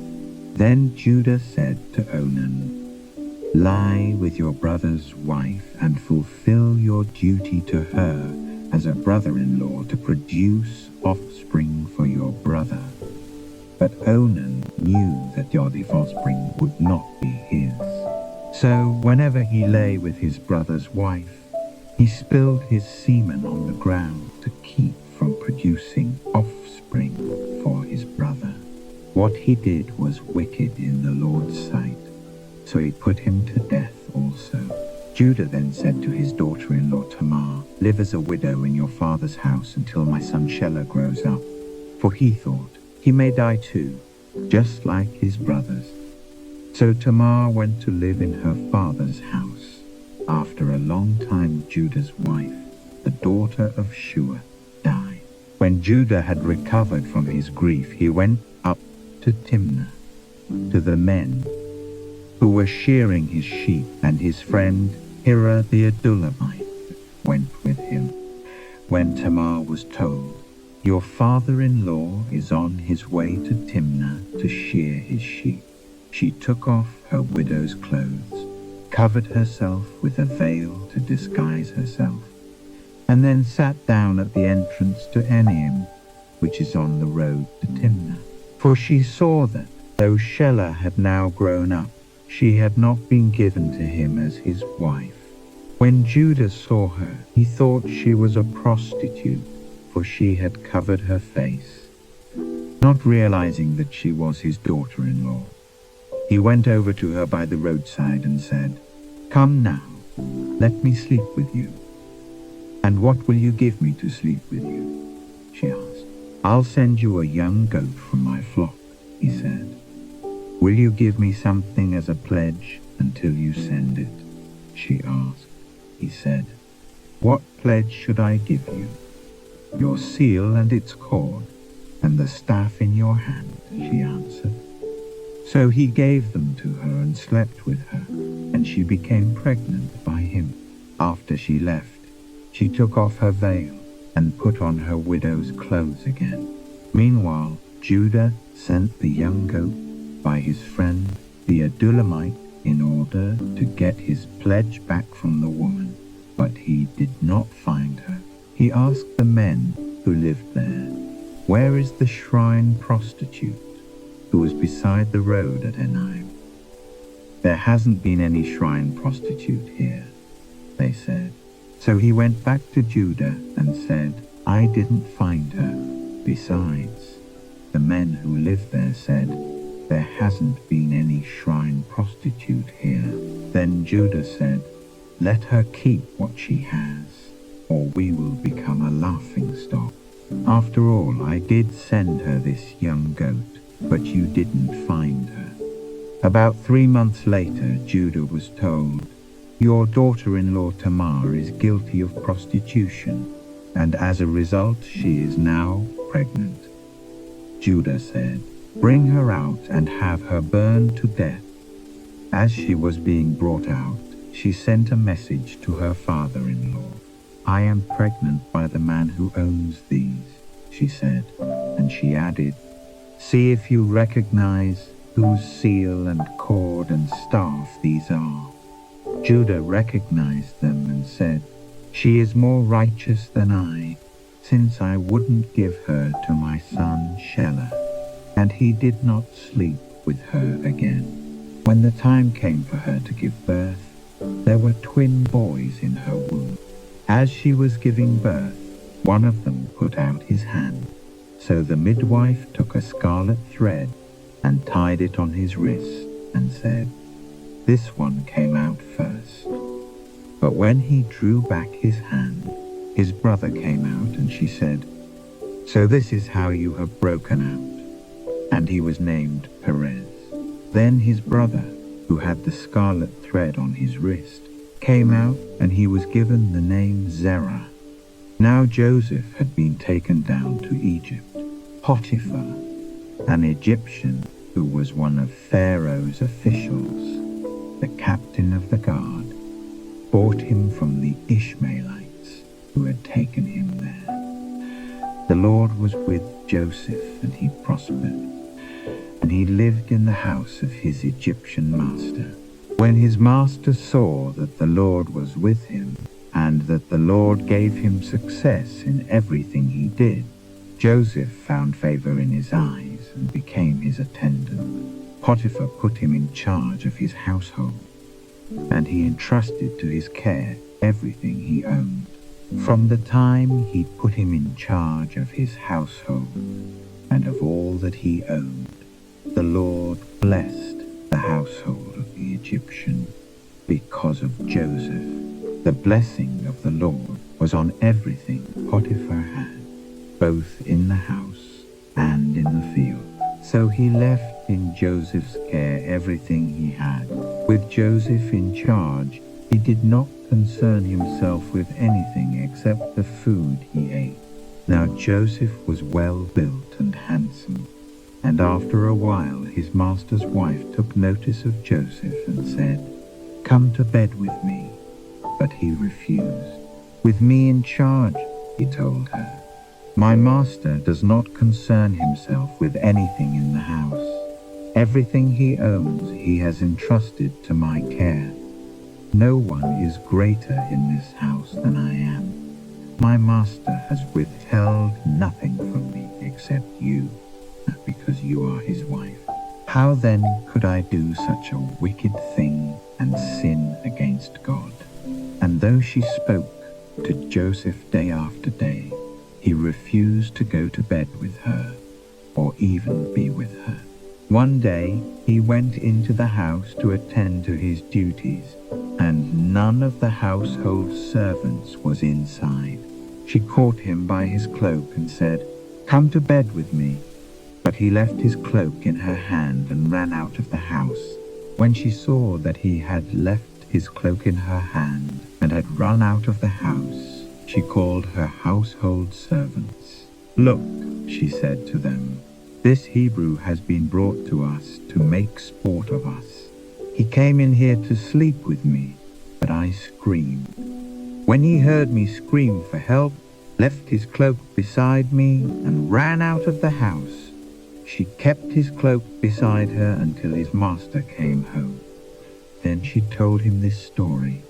"That Hebrew slave you brought us came to me to make sport of me. But as soon as I screamed for help, he left his cloak beside me and ran out of the house." When his master heard the story, his wife told him, saying, "This is how your slave treated me." He burned with anger. Joseph's master took him and put him in prison, the place where the king's prisoners were confined. But while Joseph was there in the prison, the Lord was with him. He showed him kindness and granted him favor in the eyes of the prison warden. So the warden put Joseph in charge of all those held in the prison, and he was made responsible for all that was done there. The warden paid no attention to anything under Joseph's care, because the Lord was with Joseph and gave him success in whatever he did. Some time later, the cupbearer and the baker of the king of Egypt offended their master, the king of Egypt. Pharaoh was angry with his two officials, the chief cupbearer and the chief baker, and put them in custody in the house of the captain of the guard, in the same prison where Joseph was confined. The captain of the guard assigned them to Joseph, and he attended them. After they had been in custody for some time, each of the two men, the cupbearer and the baker of the king of Egypt, who were being held in prison, had a dream the same night, and each dream had a meaning of its own. When Joseph came to them the next morning, he saw that they were dejected. So he asked Pharaoh's officials, who were in custody with him in his master's house, "Why are your faces so sad today?" "We both had dreams," they answered, "but there is no one to interpret them." Then Joseph said to them, "Do not interpretations belong to God? Tell me your dreams." So the chief cupbearer told Joseph his dream. He said to him, "In my dream I saw a vine in front of me, and on the vine were 3 branches. As soon as it budded, it blossomed, and its clusters ripened into grapes.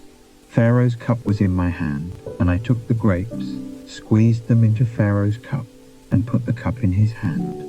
"This is what it means," Joseph said to him. "The 3 branches are 3 days. Within 3 days, Pharaoh will lift up your head, and restore you to your position.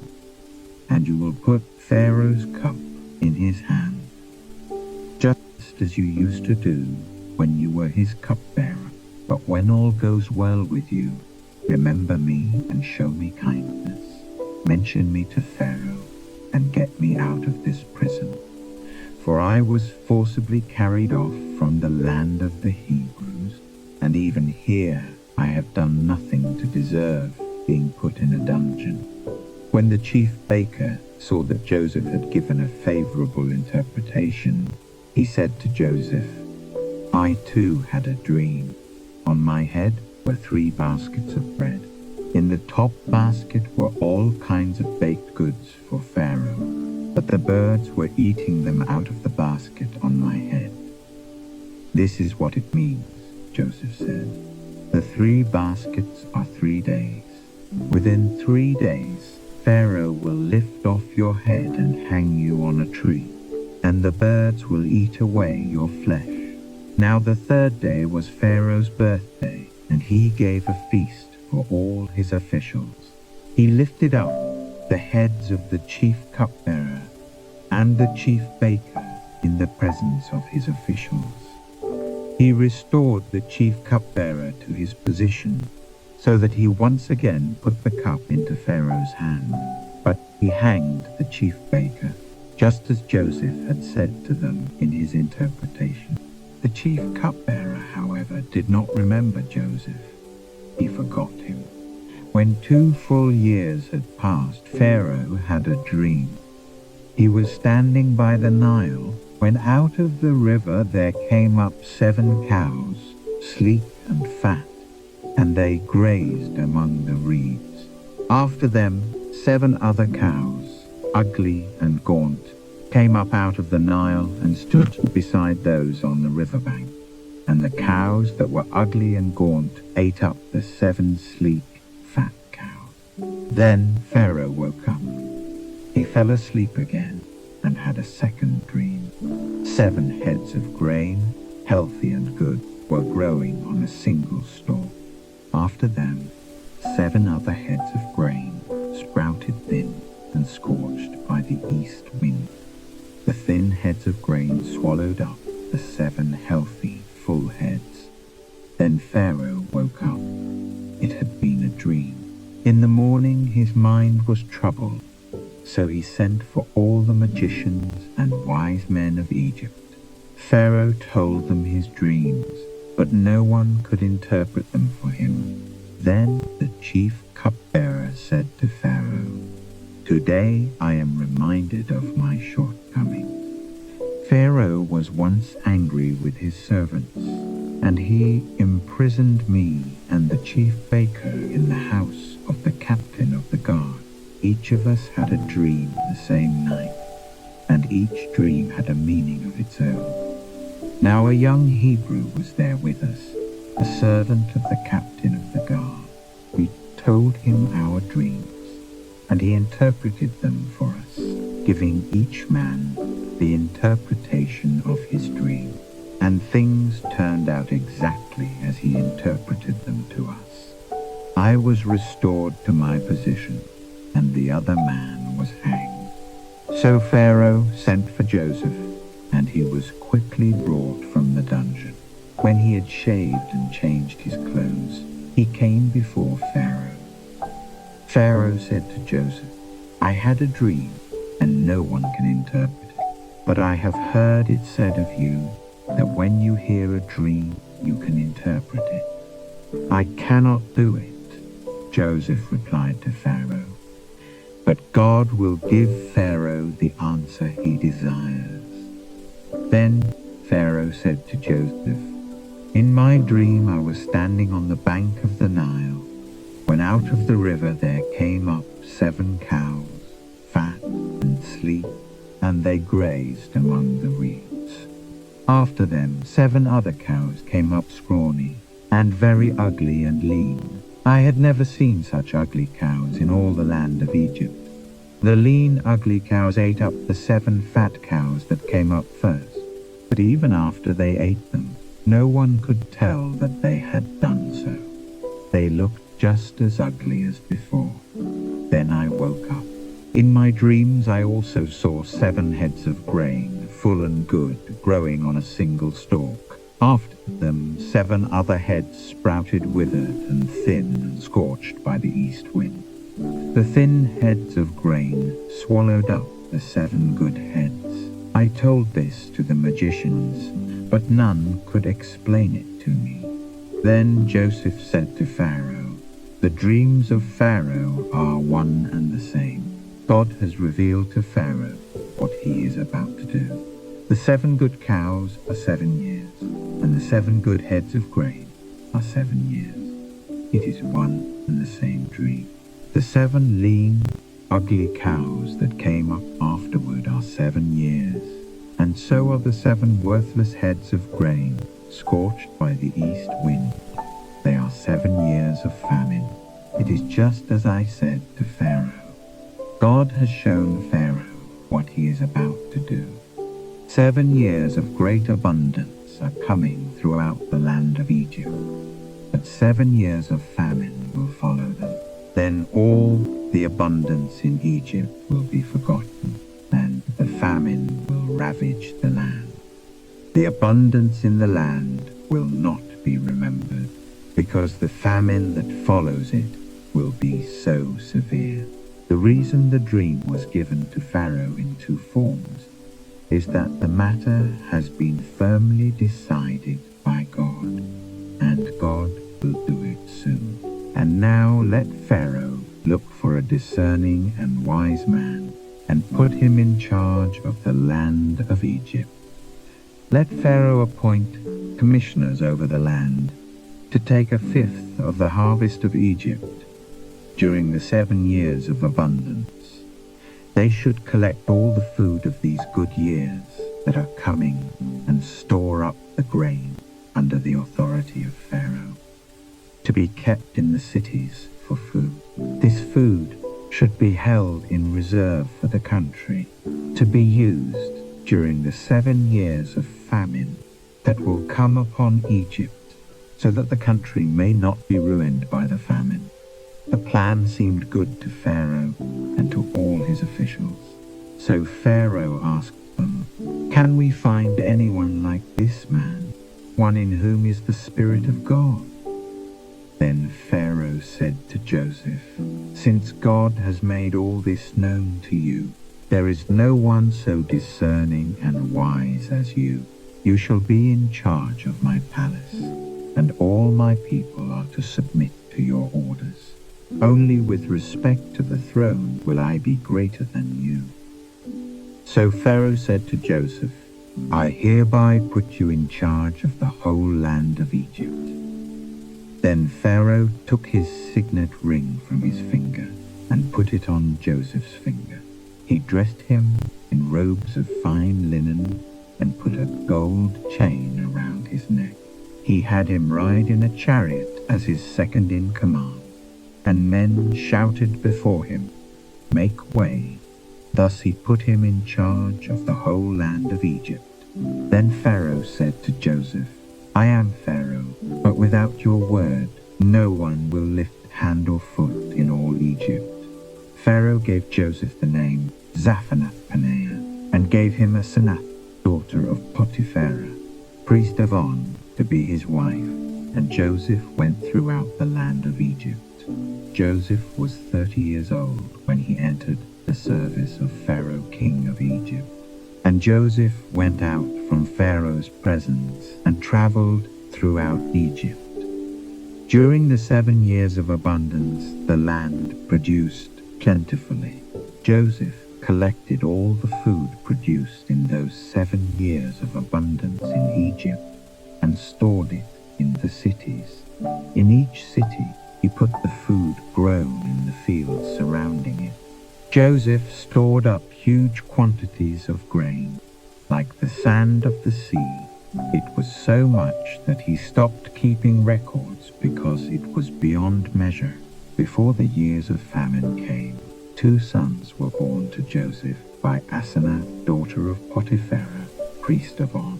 Joseph named his firstborn Manasseh and said, It is because God has made me forget all my trouble and all my father's household.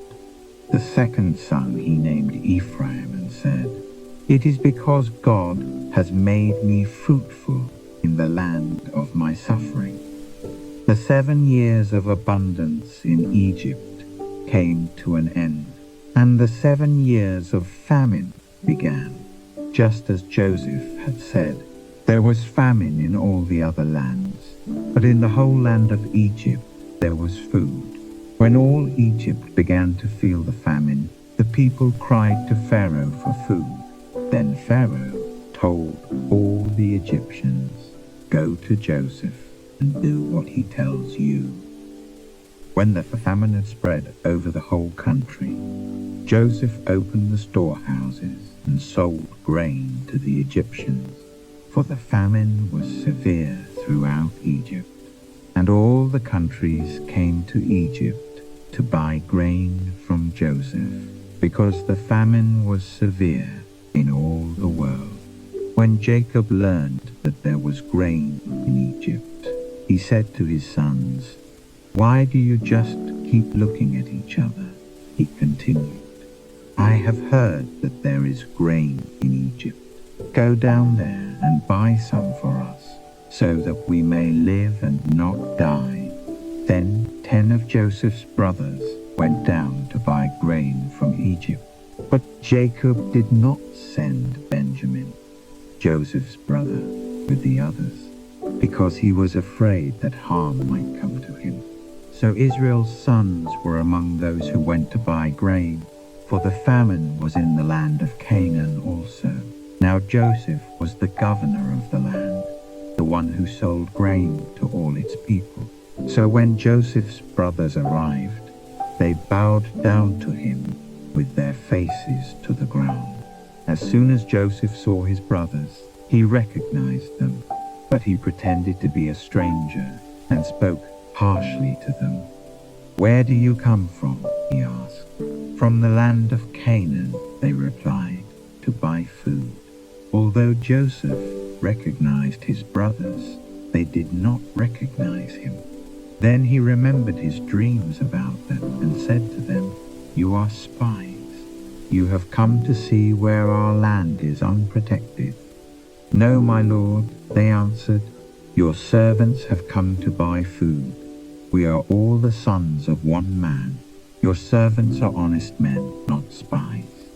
No, he said to them, you have come to see where our land is unprotected. But they replied, Your servants were 12 brothers, the sons of one man, who lives in the land of Canaan. The youngest is now with our father, and one is no more. Joseph said to them, It is just as I told you, you are spies, and this is how you will be tested. As surely as Pharaoh lives, you will not leave this place unless your youngest brother comes here. Send one of your number to get your brother. The rest of you will be kept in prison, so that your words may be tested to see if you are telling the truth. If you are not, then as surely as Pharaoh lives, you are spies. And he put them all in custody for 3 days. On the 3rd day, Joseph said to them, Do this, and you will live, for I fear God. If you are honest men, let one of your brothers stay here in prison, while the rest of you go and take grain back for your starving households. But you must bring your youngest brother to me, so that your words may be verified, and that you may not die. This they proceeded to do. They said to one another, Surely we are being punished because of our brother. We saw how distressed he was when he pleaded with us for his life, but we would not listen. That's why this distress has come upon us. Reuben replied, Didn't I tell you not to sin against the boy? But you wouldn't listen. Now we must give an accounting for his blood. They did not realize that Joseph could understand them, since he was using an interpreter. He turned away from them and began to weep, but then turned back and spoke to them again. He had Simeon taken from them and bound before their eyes. Joseph gave orders to fill their bags with grain, to put each man's silver back in his sack, and to give them provisions for their journey. After this was done for them, they loaded their grain on their donkeys and left. At the place where they stopped for the night, one of them opened his sack to get feed for his donkey, and he saw his silver in the mouth of his sack. "My silver has been returned," he said to his brothers. "Here it is in my sack." Their hearts sank, and they turned to each other trembling and said, "What is this that God has done to us?" When they came to their father Jacob in the land of Canaan, they told him all that had happened to them. They said, "The man who is Lord over the land spoke harshly to us and treated us as though we were spying on the land. But we said to him, 'We are honest men. We are not spies. We were 12 brothers, sons of one father. One is no more, and the youngest is now with our father in Canaan.' Then the man who is Lord over the land said to us, 'This is how I will know whether you are honest men. Leave one of your brothers here with me, and take food for your starving household, and go. But bring your youngest brother to me, so I will know that you are not spies, but honest men. Then I will give your brother back to you, and you can trade in the land.' As they were emptying their sacks, there in each man's sack was his pouch of silver. When they and their father saw the money pouches, they were frightened. Their father Jacob said to them, 'You have deprived me of my children. Joseph is no more, and Simeon is no more, and now you want to take Benjamin. Everything is against me.' Then Reuben said to his father, 'You may put both of my sons to death if I do not bring him back to you. Entrust him to my care, and I will bring him back.' But Jacob said, 'My son will not go down there with you. His brother is dead, and he is the only one left. If harm comes to him on the journey you are taking, you will bring my gray head down to the grave in sorrow.' Now the famine was still severe in the land. So when they had eaten all the grain they had brought from Egypt, their father said to them, 'Go back and buy us a little more food.' But Judah said to him, 'The man warned us solemnly, "You will not see my face again unless your brother is with you. If you will send our brother along with us, we will go down and buy food for you. But if you will not send him, we will not go down, because the man said to us, "You will not see my face again unless your brother is with you." Israel asked, "Why did you bring this trouble on me by telling the man you had another brother?" They replied, "The man questioned us closely about ourselves and our family. 'Is your father still living?' he asked us. 'Do you have another brother?' We simply answered his questions. How were we to know he would say, 'Bring your brother down here'?"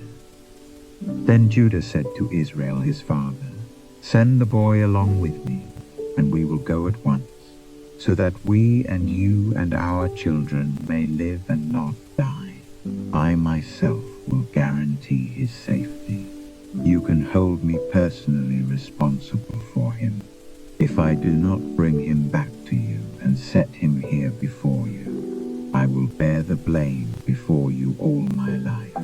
As it is, if we had not delayed, we could have gone and returned twice." Then their father Israel said to them, "If it must be, then do this. Put some of the best products of the land in your bags, and take them down to the man as a gift, a little balm and a little honey, some spices and myrrh, some pistachio nuts and almonds. Take double the amount of silver with you, for you must return the silver that was put back into the mouths of your sacks. Perhaps it was a mistake. Take your brother also, and go back to the man at once. And may God Almighty grant you mercy before the man, so that he will let your other brother and Benjamin come back with you. As for me, if I am bereaved, I am bereaved. So the men took the gifts and doubled the amount of silver, and Benjamin also. They hurried down to Egypt and presented themselves to Joseph. When Joseph saw Benjamin with them, he said to the steward of his house, "Take these men to my house, slaughter an animal, and prepare dinner. They are to eat with me at noon." The man did as Joseph told him and took the men to Joseph's house. Now the men were frightened when they were taken to his house. They thought, "We were brought here because of the silver that was put back into our sacks the first time. He wants to attack us and overpower us and seize us as slaves and take our donkeys." So they went up to Joseph's steward and spoke to him at the entrance to the house. "Please, sir," they said, "we came down here the first time to buy food, but at the place where we stopped for the night we opened our sacks, and each of us found his silver, the exact weight in the mouth of his sack. So we have brought it back with us. We have also brought additional silver with us to buy food.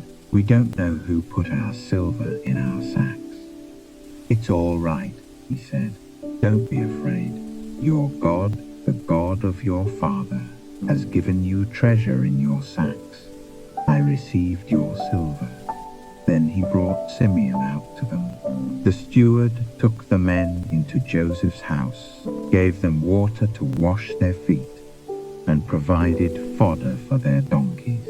They prepared their gifts for Joseph's arrival at noon, because they had heard that they were to eat there. When Joseph came home, they presented to him the gifts they had brought into the house, and they bowed down before him to the ground. He asked them how they were, and then he said, "How is your aged father you told me about? Is he still living?" They replied, "Your servant our father is still alive and well." And they bowed low to pay him honor. As he looked about and saw his brother Benjamin, his own mother's son, he asked, "Is this your youngest brother, the one you told me about?" And he said, "God be gracious to you, my son." Deeply moved at the sight of his brother, Joseph hurried out and looked for a place to weep. He went into his private room and wept there. After he had washed his face, he came out and, controlling himself, said, "Serve the food." They served him by himself, the brothers by themselves, and the Egyptians who ate with him by themselves, because Egyptians could not eat with Hebrews, for that is detestable to Egyptians. The men had been seated before him in the order of their ages, from the firstborn to the youngest, and they looked at each other in astonishment. When portions were served to them from Joseph's table, Benjamin's portion was 5 times as much as anyone else's. So they feasted and drank freely with him. Now Joseph gave these instructions to the steward of his house: "Fill the men's sacks with as much food as they can carry, and put each man's silver in the mouth of his sack. Then put my cup, the silver one, in the mouth of the youngest one's sack, along with the silver for his grain." And he did as Joseph said. As morning dawned, the men were sent on their way with their donkeys. They had not gone far from the city when Joseph said to his steward, "Go after those men at once, and when you catch up with them, say to them, Why have you repaid good with evil? Isn't this the cup my master drinks from and also uses for divination? This is a wicked thing you have done." When he caught up with them, he repeated these words to them. But they said to him, "Why does my Lord say such things? Far be it from your servants to do anything like that. We even brought back to you from the land of Canaan the silver we found inside the mouths of our sacks. So why would we steal silver or gold from your master's house? If any of your servants is found to have it, he will die, and the rest of us will become my Lord's slaves." "Very well then," he said, "let it be as you say. Whoever is found to have it will become my slave. The rest of you will be free from blame." Each of them quickly lowered his sack to the ground and opened it. Then the steward proceeded to search, beginning with the oldest and ending with the youngest. And the cup was found in Benjamin's sack. At this they tore their clothes. Then they all loaded their donkeys and returned to the city. Joseph was still in the house when Judah and his brothers came in, and they threw themselves to the ground before him. Joseph said to them, "What is this you have done? Don't you know that a man like me can find things out by divination? What can we say to my Lord?" Judah replied, "What can we say? How can we prove our innocence? God has uncovered your servant's guilt. We are now my Lord's slaves, we ourselves, and the one who was found to have the cup." But Joseph said, "Far be it from me to do such a thing. Only the man who was found to have the cup will become my slave. The rest of you, go back to your father in peace." Then Judah went up to him and said, "Please, my lord, let your servant speak a word to my lord. Do not be angry with your servant, though you are equal to Pharaoh himself." My lord asked his servants, "Do you have a father or a brother?" And we answered, "We have an aged father, and there is a young son born to him in his old age. His brother is dead, and he is the only one of his mother's sons left, and his father loves him." Then you said to your servants, "Bring him down to me so I can see him for myself." And we said to my lord, "The boy cannot leave his father. If he leaves him, his father will die." But you told your servants, "Unless your youngest brother comes down with you, you will not see my face again." When we went back to your servant my father, we told him what my lord had said. Then our father said, "Go back and buy a little more food." But we said, "We cannot go down. Only if our youngest brother is with us will we go. We cannot see the man's face unless our youngest brother is with us." "Your servant," my father said to us, "you know that my wife bore me 2 sons. One of them went away from me. And I said, 'He has surely been torn to pieces, and I have not seen him since. If you take this one from me too, and harm comes to him, you will bring my grey head down to the grave in misery.' So now, if the boy is not with us when I go back to your servant my father, and if my father, whose life is closely bound up with the boy's life, sees that the boy isn't there, he will die. Your servants will bring the grey head of our father down to the grave in sorrow." Your servant guaranteed the boy's safety to my father, I said. "If I do not bring him back to you, I will bear the blame before you, my father, all my life. Now then, please let your servant remain here as my lord's slave in place of the boy, and let the boy return with his brothers. How can I go back to my father if the boy is not with me? No, do not let me see the misery that would come upon my father. Then Joseph could no longer control himself before all his attendants, and he cried out, "Have everyone leave my presence." So there was no one with Joseph when he made himself known to his brothers. And he wept so loudly that the Egyptians heard him, and Pharaoh's household heard about it. Joseph said to his brothers, "I am Joseph. Is my father still living?" But his brothers were not able to answer him, because they were terrified at his presence. Then Joseph said to his brothers, "Come close to me."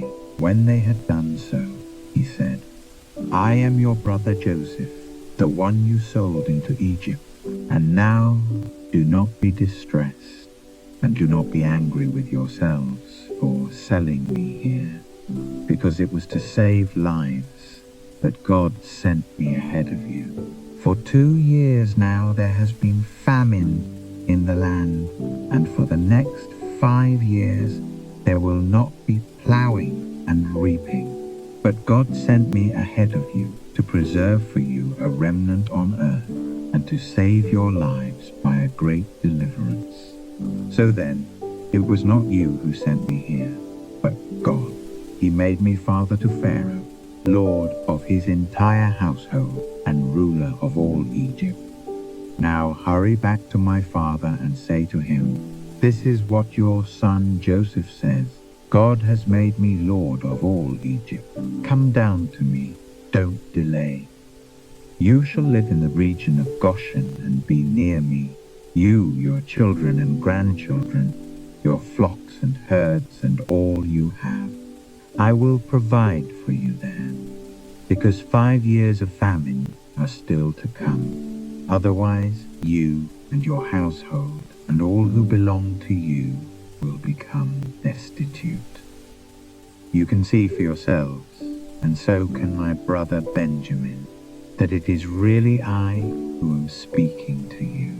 Tell my father about all the honor accorded me in Egypt, and about everything you have seen, and bring my father down here quickly."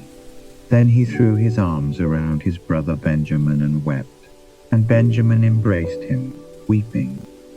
And he kissed all his brothers and wept over them. Afterward, his brothers talked with him. When the news reached Pharaoh's palace that Joseph's brothers had come, Pharaoh and all his officials were pleased. Pharaoh said to Joseph, "Tell your brothers, do this, load your animals, and return to the land of Canaan, and bring your father and your families back to me. I will give you the best of the land of Egypt, and you can enjoy the fat of the land." You are also directed to tell them, "Do this, take some carts from Egypt for your children and your wives, and get your father and come. Never mind about your belongings, because the best of all Egypt will be yours." So the sons of Israel did this. Joseph gave them carts, as Pharaoh had commanded, and he also gave them provisions for their journey. To each of them he gave new clothing, but to Benjamin he gave 300 shekels of silver and 5 sets of clothes. And this is what he sent to his father: 10 donkeys loaded with the best things of Egypt, and 10 female donkeys loaded with grain and bread and other provisions for his journey. Then he sent his brothers away, and as they were leaving he said to them, "Don't quarrel on the way." So they went up out of Egypt and came to their father Jacob in the land of Canaan. They told him, "Joseph is still alive. In fact, he is ruler of all Egypt." Jacob was stunned. He did not believe them. But when they told him everything Joseph had said to them, and when he saw the carts Joseph had sent to carry him back, the spirit of their father Jacob revived. And Israel said, "I'm convinced my son Joseph is still alive. I will go and see him before I die." So Israel set out with all that was his, and when he reached Beersheba, he offered sacrifices to the God of his father Isaac. And God spoke to Israel in a vision at night and said, "Jacob." "Here I am," he replied. "I am God, the God of your father," he said. "Do not be afraid to go down to Egypt, for I will make you into a great nation there. I will go down to Egypt with you, and I will surely bring you back again. And Joseph's own hand will close your eyes." Then Jacob left Beersheba, and Israel's sons took their father Jacob and their children and their wives in the carts that Pharaoh had sent to transport him. They also took with them their livestock and the possessions they had acquired in Canaan. And Jacob and all his offspring went to Egypt. He took with him to Egypt his sons and grandsons, and his daughters and granddaughters, all his offspring. These are the names of the sons of Israel, Jacob and his descendants, who went to Egypt. Reuben, the firstborn of Jacob. The sons of Reuben, Hanok, Palu, Hezron, and Carmi. The sons of Simeon, Jemuel, Jamin, Ohad, Jachin, Zohar, and Shaul, the son of a Canaanite woman. The sons of Levi, Gershon, Kohath, and Merari. The sons of Judah, Onan, Shelah, Perez, and Zerah. But Er and Onan had died in the land of Canaan. The sons of Perez, Hezron, and Hamul. The sons of Issachar, Tola, Puah, Jashub, and Shimron. The sons of Zebulun, Sed, Elon, and Jaleel. These were the sons Leah bore to Jacob in Paddan Aram, besides his daughter Dinah. These sons and daughters of his were 33 in all. The sons of Gad, Zephon, Haggi, Shuni, Esban, Eri, Arodi, and Areli. The sons of Asher, Imnah, Ishvak, Ishvi, and Beriah. Their sister was Sarah. The sons of Beriah, Eber, and Malchiel. These were the children born to Jacob by Zilpah, whom Laban had given to his daughter, Leah, 16 in all. The sons of Jacob's wife Rachel, Joseph, and Benjamin. In Egypt, Manasseh and Ephraim were born to Joseph by Asnath, daughter of Potiphar, priest of On. The sons of Benjamin, Bela, Becher, Ashbel, Gera, Naaman, Ehi, Rosh, Muppim, Huppim, and Ard. These were the sons of Rachel, who were born to Jacob, 14 in all. The son of Dan, Hushim. The sons of Naphtali, Jaziel, Guni, Jezer, and Shillem. These were the sons born to Jacob by Bilhah, whom Laban had given to his daughter Rachel, 7 in all. All those who went to Egypt with Jacob, those who were his direct descendants, not counting his sons' wives, numbered 66 persons. With the 2 sons who had been born to Joseph in Egypt, the members of Jacob's family which went to Egypt were 70 in all. Now Jacob sent Judah ahead of him to Joseph to get directions to Goshen. When they arrived in the region of Goshen, Joseph had his chariot made ready and went to Goshen to meet his father Israel. As soon as Joseph appeared before him, he threw his arms around his father and wept for a long time. Israel said to Joseph, "Now I am ready to die, since I have seen for myself that you are still alive." Then Joseph said to his brothers and to his father's household, "I will go up and speak to Pharaoh, and will say to him, 'My brothers and my father's household, who were living in the land of Canaan, have come to me. The men are shepherds. They tend livestock, and they have brought along their flocks and herds and everything they own. When Pharaoh calls you in and asks, 'What is your occupation?' you should answer, 'Your servants have tended livestock from our boyhood on, just as our fathers did.' Then you will be allowed to settle in the region of Goshen, for all shepherds are detestable to the Egyptians. Joseph went and told Pharaoh, "My father and brothers, with their flocks and herds and everything they own, have come from the land of Canaan and are now in Goshen." He chose 5 of his brothers and presented them before Pharaoh. Pharaoh asked the brothers, "What is your occupation?" "Your servants are shepherds," they replied to Pharaoh, "just as our fathers were."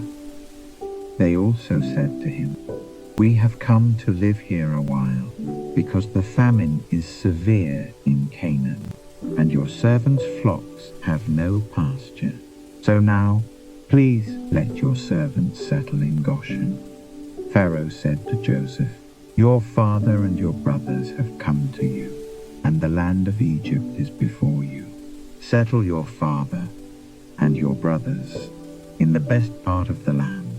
Let them live in Goshen. And if you know of any among them with special ability, put them in charge of my own livestock."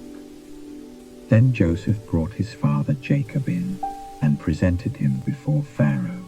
After Jacob blessed Pharaoh, Pharaoh asked him, "How old are you?" And Jacob said to Pharaoh, "The years of my pilgrimage are 130. My years have been few and difficult, and they do not equal the years of the pilgrimage of my fathers." Then Jacob blessed Pharaoh and went out from his presence. So Joseph settled his father and his brothers in Egypt and gave them property in the best part of the land, the district of Ramesses, as Pharaoh directed. Joseph also provided his father and his brothers and all his father's household with food, according to the number of their children. There was no food, however, in the whole region, because the famine was severe. Both Egypt and Canaan wasted away because of the famine. Joseph collected all the money that was to be found in Egypt and Canaan, in payment for the grain they were buying, and he brought it to Pharaoh's palace. When the money of the people of Egypt and Canaan was gone, all Egypt came to Joseph and said, "Give us food. Why should we die before your eyes? Our money is used up." "Then bring your livestock," said Joseph. "I will sell you food in exchange for your livestock, since your money is gone." So they brought their livestock to Joseph, and he gave them food in exchange for their horses, their sheep and goats, their cattle and donkeys, and he brought them through that year with food in exchange for all their livestock. When that year was over, they came to him the following year and said, "We cannot hide from our Lord the fact that since our money is gone and our livestock belongs to you, there is nothing left for our Lord except our bodies and our land. Why should we perish before your eyes? We and our land as well. Buy us and our land in exchange for food, and we with our land will be in bondage to Pharaoh. Give us seed so that we may live and not die, and that the land may not become desolate." So Joseph bought all the land in Egypt for Pharaoh. The Egyptians, one and all, sold their fields because the famine was too severe for them. The land became Pharaoh's, and Joseph reduced the people to servitude from one end of Egypt to the other. However, he did not buy the land of the priests, because they received a regular allotment from Pharaoh and had food enough from the allotment Pharaoh gave them. That is why they did not sell their land. Joseph said to the people, "Now that I have bought you and your land today for Pharaoh, here is seed for you, so you can plant the ground. But when the crop comes in, give a fifth of it to Pharaoh. The other 4/5 you may keep as seed for the fields, and as food for yourselves and your households and your children. You have saved our lives, they said. May we find favor in the eyes of our Lord. We will be in bondage to Pharaoh. So Joseph established it as a law concerning land in Egypt still in force today, that a fifth of the produce belongs to Pharaoh. It was only the land of the priests that did not become Pharaoh's. Now the Israelites settled in Egypt in the region of Goshen. They acquired property there and were fruitful and increased greatly in number. Jacob lived in Egypt 17 years, and the years of his life were 147. When the time drew near for Israel to die, he called for his son Joseph and said to him, "If I have found favor in your eyes, put your hand under my thigh and promise that you will show me kindness and faithfulness. Do not bury me in Egypt, but when I rest with my fathers, carry me out of Egypt and bury me where they are buried. I will do as you say," he said. "Swear to me," he said. Then Joseph swore to him, and Israel worshipped as he leaned on the top of his staff. Some time later, Joseph was told, "Your father is ill." So he took his 2 sons, Manasseh and Ephraim, along with him. When Jacob was told, "Your son Joseph has come to you," Israel rallied his strength and sat up on the bed.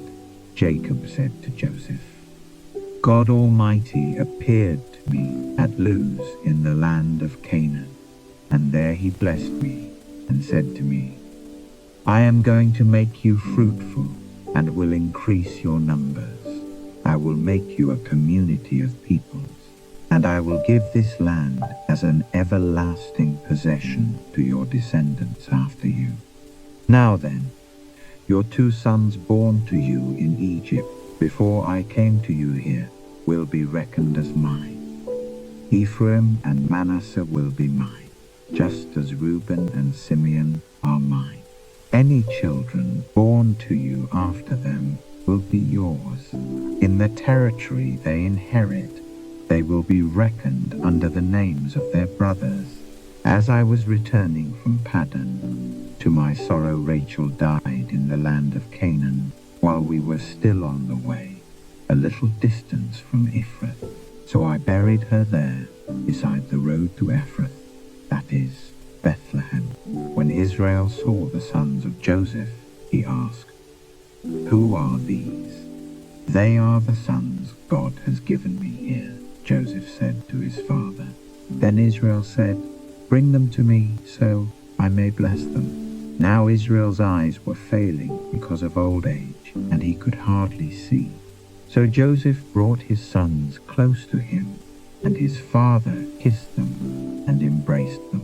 Israel said to Joseph, 'I never expected to see your face again, and now God has allowed me to see your children too.' Then Joseph removed them from Israel's knees and bowed down with his face to the ground. And Joseph took both of them, Ephraim on his right toward Israel's left hand, and Manasseh on his left toward Israel's right hand, and brought them close to him. But Israel reached out his right hand and put it on Ephraim's head, though he was the younger, and crossing his arms, he put his left hand on Manasseh's head, even though Manasseh was the firstborn. Then he blessed Joseph and said, 'May the God before whom my fathers Abraham and Isaac walked, the God who has been my shepherd all my life to this day, the angel who has delivered me from all harm, may he bless these boys. May they be called by my name, the names of my fathers Abraham and Isaac, and may they increase greatly upon the earth.' When Joseph saw his father placing his right hand on Ephraim's head, he was displeased. So he took hold of his father's hand to move it from Ephraim's head to Manasseh's head. Joseph said to him, "No, my father, this one is the firstborn. Put your right hand on his head." But his father refused and said, "I know, my son, I know.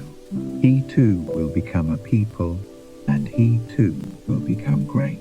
Nevertheless, his younger brother will be greater than he, and his descendants will become a group of nations." He blessed them that day and said, "In your name will Israel pronounce this blessing. May God make you like Ephraim and Manasseh." So he put Ephraim ahead of Manasseh. Then Israel said to Joseph, "I am about to die, but God will be with you and take you back to the land of your fathers. And to you, as one who is over your brothers, I give the ridge of land I took from the Amorites with my sword and my bow." Then Jacob called for his sons and said, "Gather around so I can tell you what will happen to you in days to come. Assemble and listen, sons of Jacob. Listen to your father Israel. Reuben, you are my firstborn, my might, the first sign of my strength, excelling in honor, excelling in power.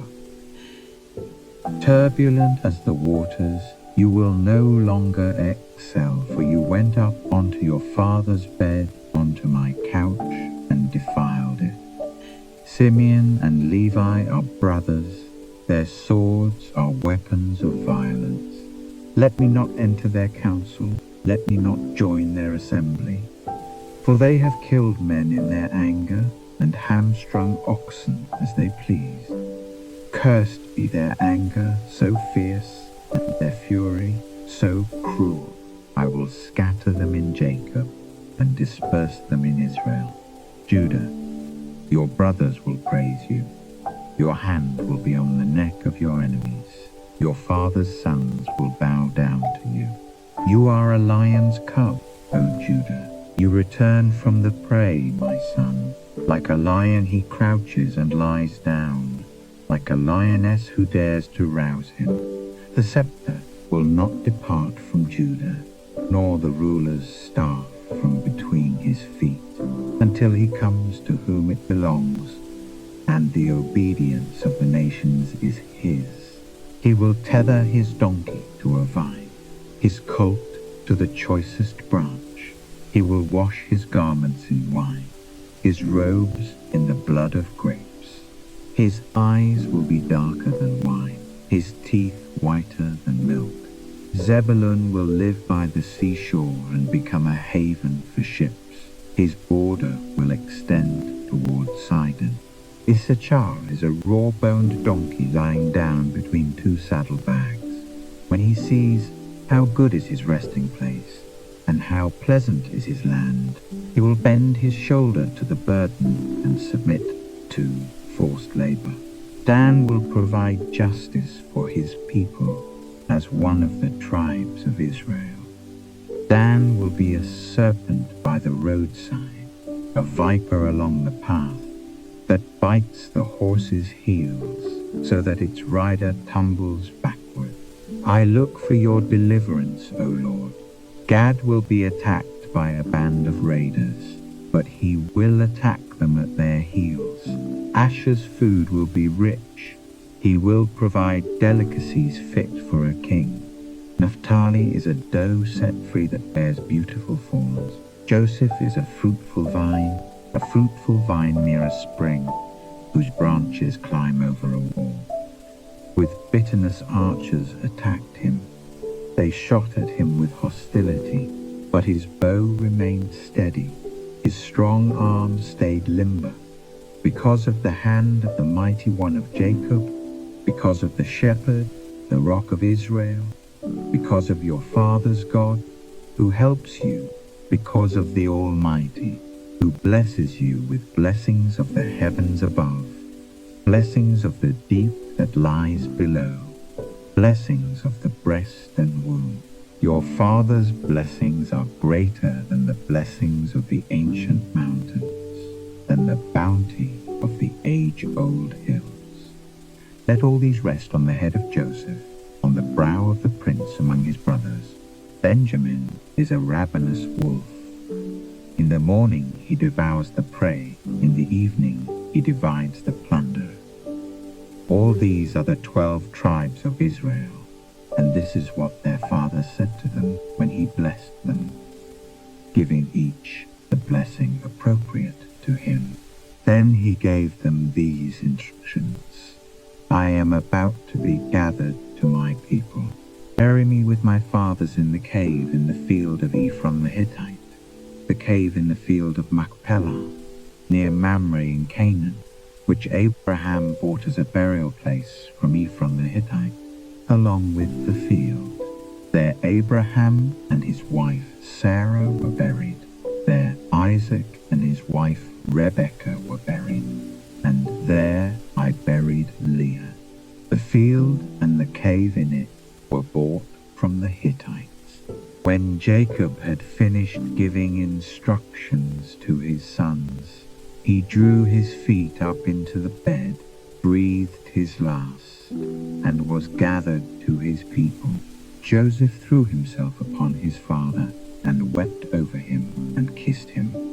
Then Joseph directed the physicians in his service to embalm his father Israel. So the physicians embalmed him, taking a full 40 days, for that was the time required for embalming. And the Egyptians mourned for him 70 days. When the days of mourning had passed, Joseph said to Pharaoh's court, If I have found favor in your eyes, speak to Pharaoh for me. Tell him, my father made me swear an oath and said, I am about to die. Bury me in the tomb I dug for myself in the land of Canaan. Now let me go up and bury my father. Then I will return. Pharaoh said, Go up and bury your father as he made you swear to do. So Joseph went up to bury his father.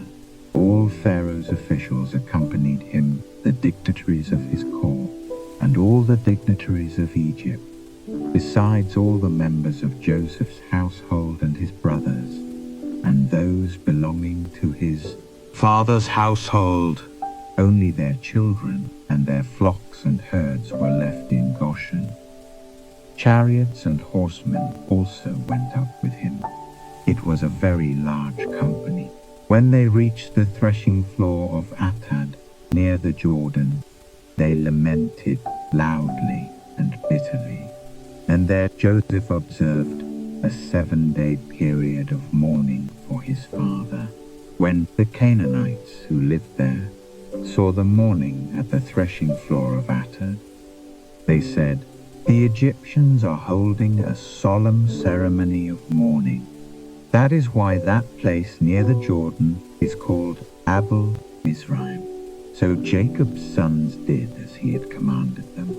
They carried him to the land of Canaan and buried him in the cave in the field of Machpelah near Mamre, which Abraham had bought as a burial place from Ephron the Hittite, along with the field. After burying his father, Joseph returned to Egypt, together with his brothers and all the others who had gone with him to bury his father. When Joseph's brothers saw that their father was dead, they said, What if Joseph holds a grudge against us and pays us back for all the wrongs we did to him? So they sent word to Joseph, saying, Your father left these instructions before he died. This is what you are to say to Joseph. I ask you to forgive your brothers the sins and the wrongs they committed in treating you so badly. Now please forgive the sins of the servants, the God of your father. When their message came to him, Joseph wept. His brothers then came and threw themselves down before him. We are your slaves, they said.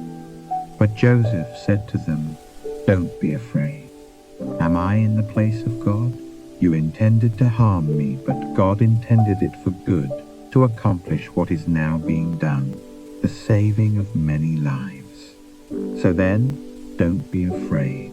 I will provide for you and your children." And he reassured them and spoke kindly to them. Joseph stayed in Egypt, along with all his father's family.